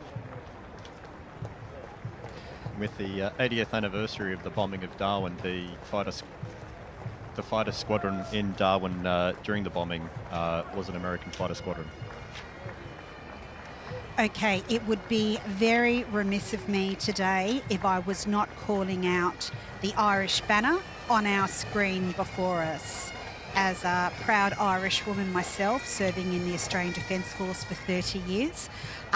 Now, this association was founded by Patrick Armstrong JP of the Royal Ulster Rifles in 2006. It currently has 25 members of Irish servicemen who have served in any Allied military force. It also has its ranks in Australian ex-servicemen who identify with the island of Ireland. The banner has a map of Ireland with the 4 provinces in each corner and the 94 battles, sieges and countries in which Irish veterans have proudly served.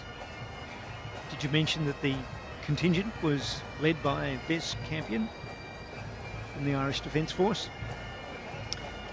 In fact, I think the finest statue in New South Wales is that of an Irish officer, Richard Burke, who was Governor of New South Wales from 1831 to 1837. Was shot in the face in the Netherlands in 1799, served against the French in Spain, and eventually turned up in Australia. A proud history of Irish men and women serving both in Australia and abroad. Squeezing in between the French and the Irish are the Greeks. Many Greek Australians have served in the Australian Defence Force, including nearly 90 who were at Gallipoli and the Western Front during World War I. The battles of Greece and Crete in 1941 saw Australian soldiers fight alongside the local population against the invading German army. Many Greek and Cretan families often took fatal risks to shelter soldiers from the Germans. And just squeezed in there behind the Irish, we can see the banner for Korea, led by Nak Yun Paik. This unit consists of veterans from the Korean War Veterans Association, the Korean Vietnam Veterans Association of Australia and the Korean Marine Corps Association, who have settled in Australia. Yeah, Sir Francis Hassett, who commanded the 3rd Battalion, the Royal Australian Regiment, in that legendary battle at Mariang San, said that he couldn't have won it without the Korean CATCOMs, Korean Augmentation Troops for the Commonwealth Brigade. And we can... Oh, that's the Serbian Veterans and Descendants Association, led by George Petkovic. Yeah, they played a vital role in the First World War. Indeed, they were one of the causes of the First World War, the Serbs and their war against the Austrians. And the Australian connection is that Miles Franklin served as a nurse attached to the Serbian army during the Great War, and along with a number of Australian nurses. Many of them were tragically massacred in 1917 by the Bulgarians, but the Serbian front. And the Serbian people were among the first to form resistance against the Nazis in occupied Europe during World War II. And of course, we've got the Polish coming up on our screen now. The Polish Ex-Servicemen's Association, led by Jerzy George Belowowski. He's 94 years old. You can see him there in the wheelchair on the screen. The Sydney sub-branch of the Polish Ex-Servicemen's Association was established in 1950, and they are marching today to honour and remember those who fought for an independent Poland during the Second World War. They also served alongside the Australians at Tobruk. There was a Polish artillery battery in support of the 9th Australian Division, and were added to the garrison later in the campaign. And I believe Polish fighter pilots contributed greatly to the Battle of Britain. There were 16 Polish squadrons in the Royal Air Force at the time.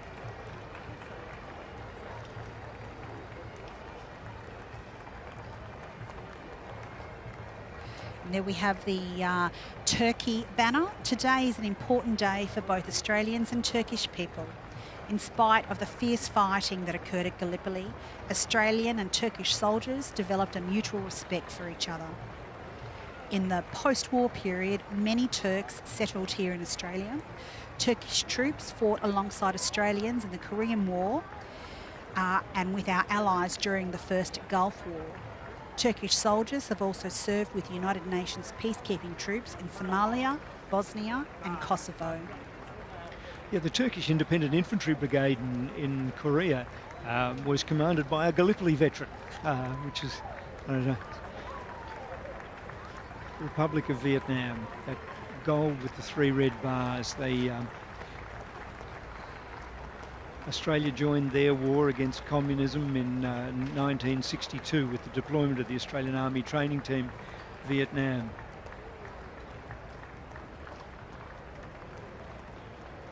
And the AATTV was integrated into the ARVN, providing that sort of expertise and advice, while the Australian Task Force operated in South Vietnam in Phuoc Tuy province to the east of Saigon. I believe they've marched in Sydney during Anzac Day since 1977.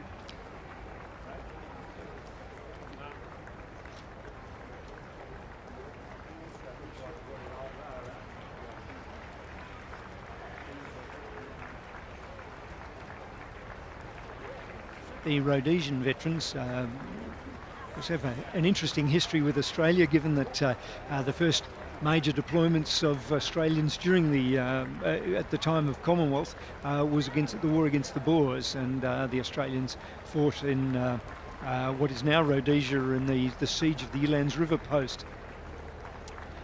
Then, of course, the Rhodesians formed their own units as in the war in East Africa, where a young Australian, Wilbur Dartnell, was awarded the Victoria Cross posthumously for serving against the Germans in East Africa. Now, if you don't mind, as Commissioner of an Emergency Services Agency and a veteran, calling out our SES and RSL marshals that are bringing up the rear. The SES are marching in their distinctive orange uniforms. Volunteers from the State Emergency Service have been busy since early this morning supporting the march, assisting elderly veterans and organising the participants. As we know, the State Emergency Service, look at that beautiful smile, the State Emergency Service have worked tirelessly, in particular over the last 6 months, in response to the floods on the east coast of Australia.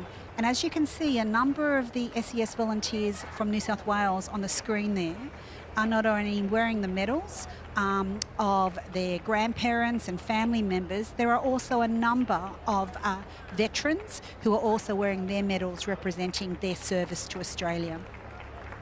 Well, as the march comes to an end, it's been very much a day of commemoration and remembrance, honouring our Anzacs and our past and current serving members of the Defence Force. But for some, it's a year-long passion. The Headstone Project in Tasmania goes to great lengths to ensure all Australian First World War veterans have their last resting place suitably marked in a way that recognises their service. In the quiet town of Oatlands in central Tasmania, members of the armed forces have gathered to commemorate the life of a fellow soldier. But this is no ordinary service.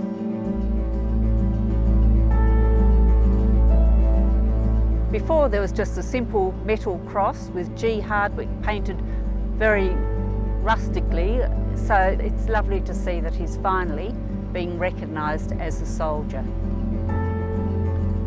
In 1963, Cornelius George Hardwick was buried here at the age of 80. His unadorned grave gave no indication he'd risked his life for his country during the First World War. The government made the promise to these men when they encouraged them to go away back in 16, 17, 18, that we will look after you when you come home. If you make that kind of promise, and these men expected to be looked after, and they weren't really looked after. If, like George Hardwick, their death wasn't attributable to their war service, their family received no financial support for a memorial. He was just one of those who was basically forgotten about. Andrea and Ron Gerard are members of the Headstone Project, an organisation which seeks to give deceased veterans who ended up in makeshift grave sites their overdue honours. A ceremony like this is thanks to their tireless research, fundraising and labour.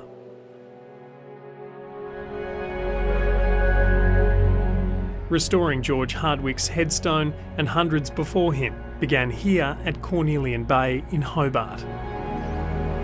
There's 9 of us. I think the youngest one's in the mid-50s. Most of them are 70 and above. The not-for-profit organisation needs to source concrete, tools, labourers and plaques, amongst many other things. Every headstone restoration requires these volunteers to travel hundreds of kilometres. The gravesite needs to be prepared at least a week before the ceremony to ensure both the headstone and the plaque are secure. Over many years of doing this work, the Headstone Project have it all down to a fine art. And while the work is physically taxing, the sad circumstances of these lost soldiers keep the group motivated, determined to leave no one behind. Since 2010, the Headstone Project has restored more than 500 graves in Tasmania alone. At a cost of $750 each, that's a total cost of around $375,000. Now, while this organisation and others like them across the country used to receive government funding, that's no longer the case, and they estimate there are more than 10,000 left to do. At the moment, we're using whatever reserves we've got, so I've tried to be very careful and keep some money aside. They're desperate to secure long-term funding before they and the rest of their team become too old to carry on. We would like to keep the project going, but the age of our volunteers is prohibitive of that. And if they can't find the money or the volunteers, what happens next? I don't know. I wouldn't like to think that one. No, we don't like that thought. But basically, I guess the project will just fold up. Without them, thousands of soldiers' graves will remain unmarked, their history of service buried with them. 100 years ago, George Hardwick put his life on the line for his country. Finally, the time has come to lay him to rest.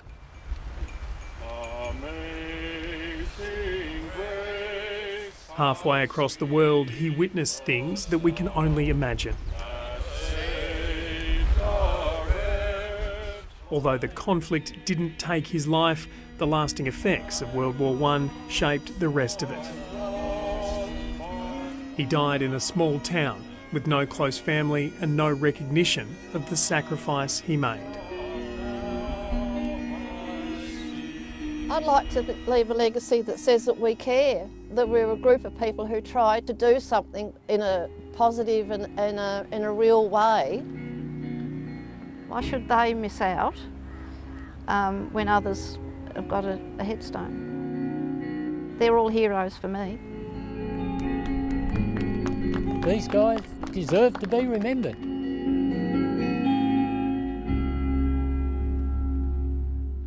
A really important project, and well, the march is over, wrapping up. A few people starting to head out, and it's nice to see no umbrellas there. Well, it is tradition on this Anzac Day of remembrance to hear from the Governor-General. So here with his Anzac Day message is His Excellency General, the Honourable David Hurley.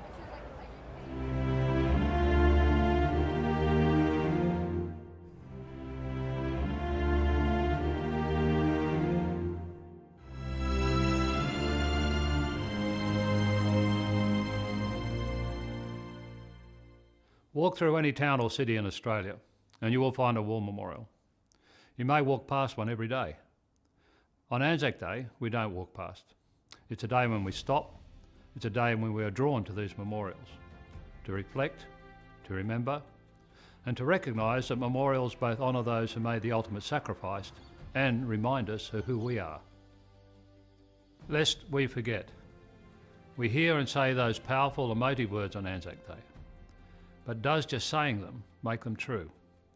A recent study by Deakin University found that a quarter of people surveyed had little to no knowledge of the Holocaust. That finding should worry all of us.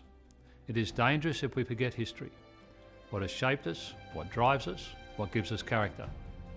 That is why on Anzac Day, and perhaps on other days, we shouldn't walk past memorials.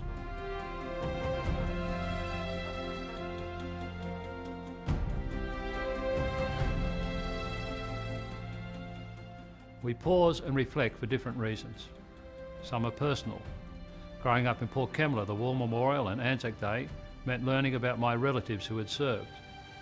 At Duntroon and throughout my time serving in the Australian Army, they represented those who had come before, those I was serving with, those who didn't return, and the families they left behind.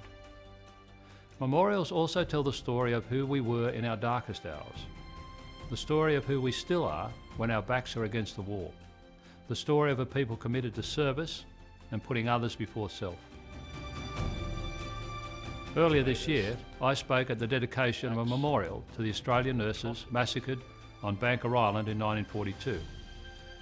The memorial immortalises the words of the commanding officer, Major Irene Drummond, to the nurses as they face certain death at the hands of the enemy. Chin up, girls. I'm proud of you and I love you. Beyond her remarkable bravery, Major Drummond's words speak to who we are, our values, and who we can be. Committed to service, putting others before self, compassionate, and always, in the face of adversity, a gritty determination to get through. As Linda and I travel around Australia, we see living examples of these characteristics. Major Drummond's words live on. The response to the recent floods in New South Wales and Queensland are a living embodiment of her sentiment and the Anzac legacy writ large in our day-to-day life. So too is the service of ADF personnel on deployment and operations here and overseas. The legacy lives on in the work of veterans who, after their time in uniform, continue to serve and help others. It lives on all around us. In the countless examples we see in communities every day of selflessness, of service, determination to get the job done, and of compassion for others.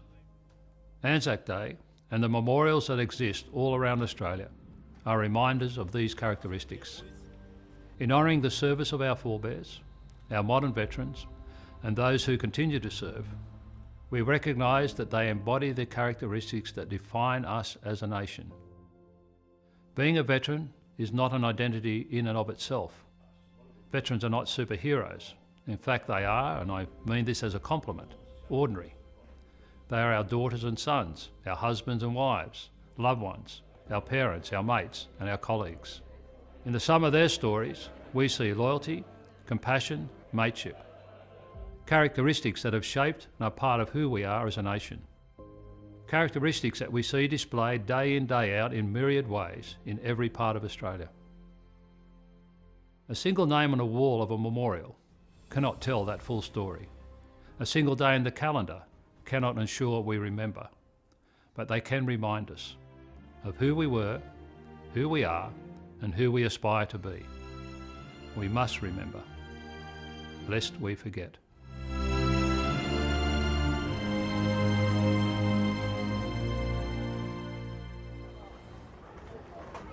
Thanks to my co-commentators and the production personnel today, and thank you for joining our telecast. We look forward to your company again next year, and we'll leave you now with some of the highlights from today's march.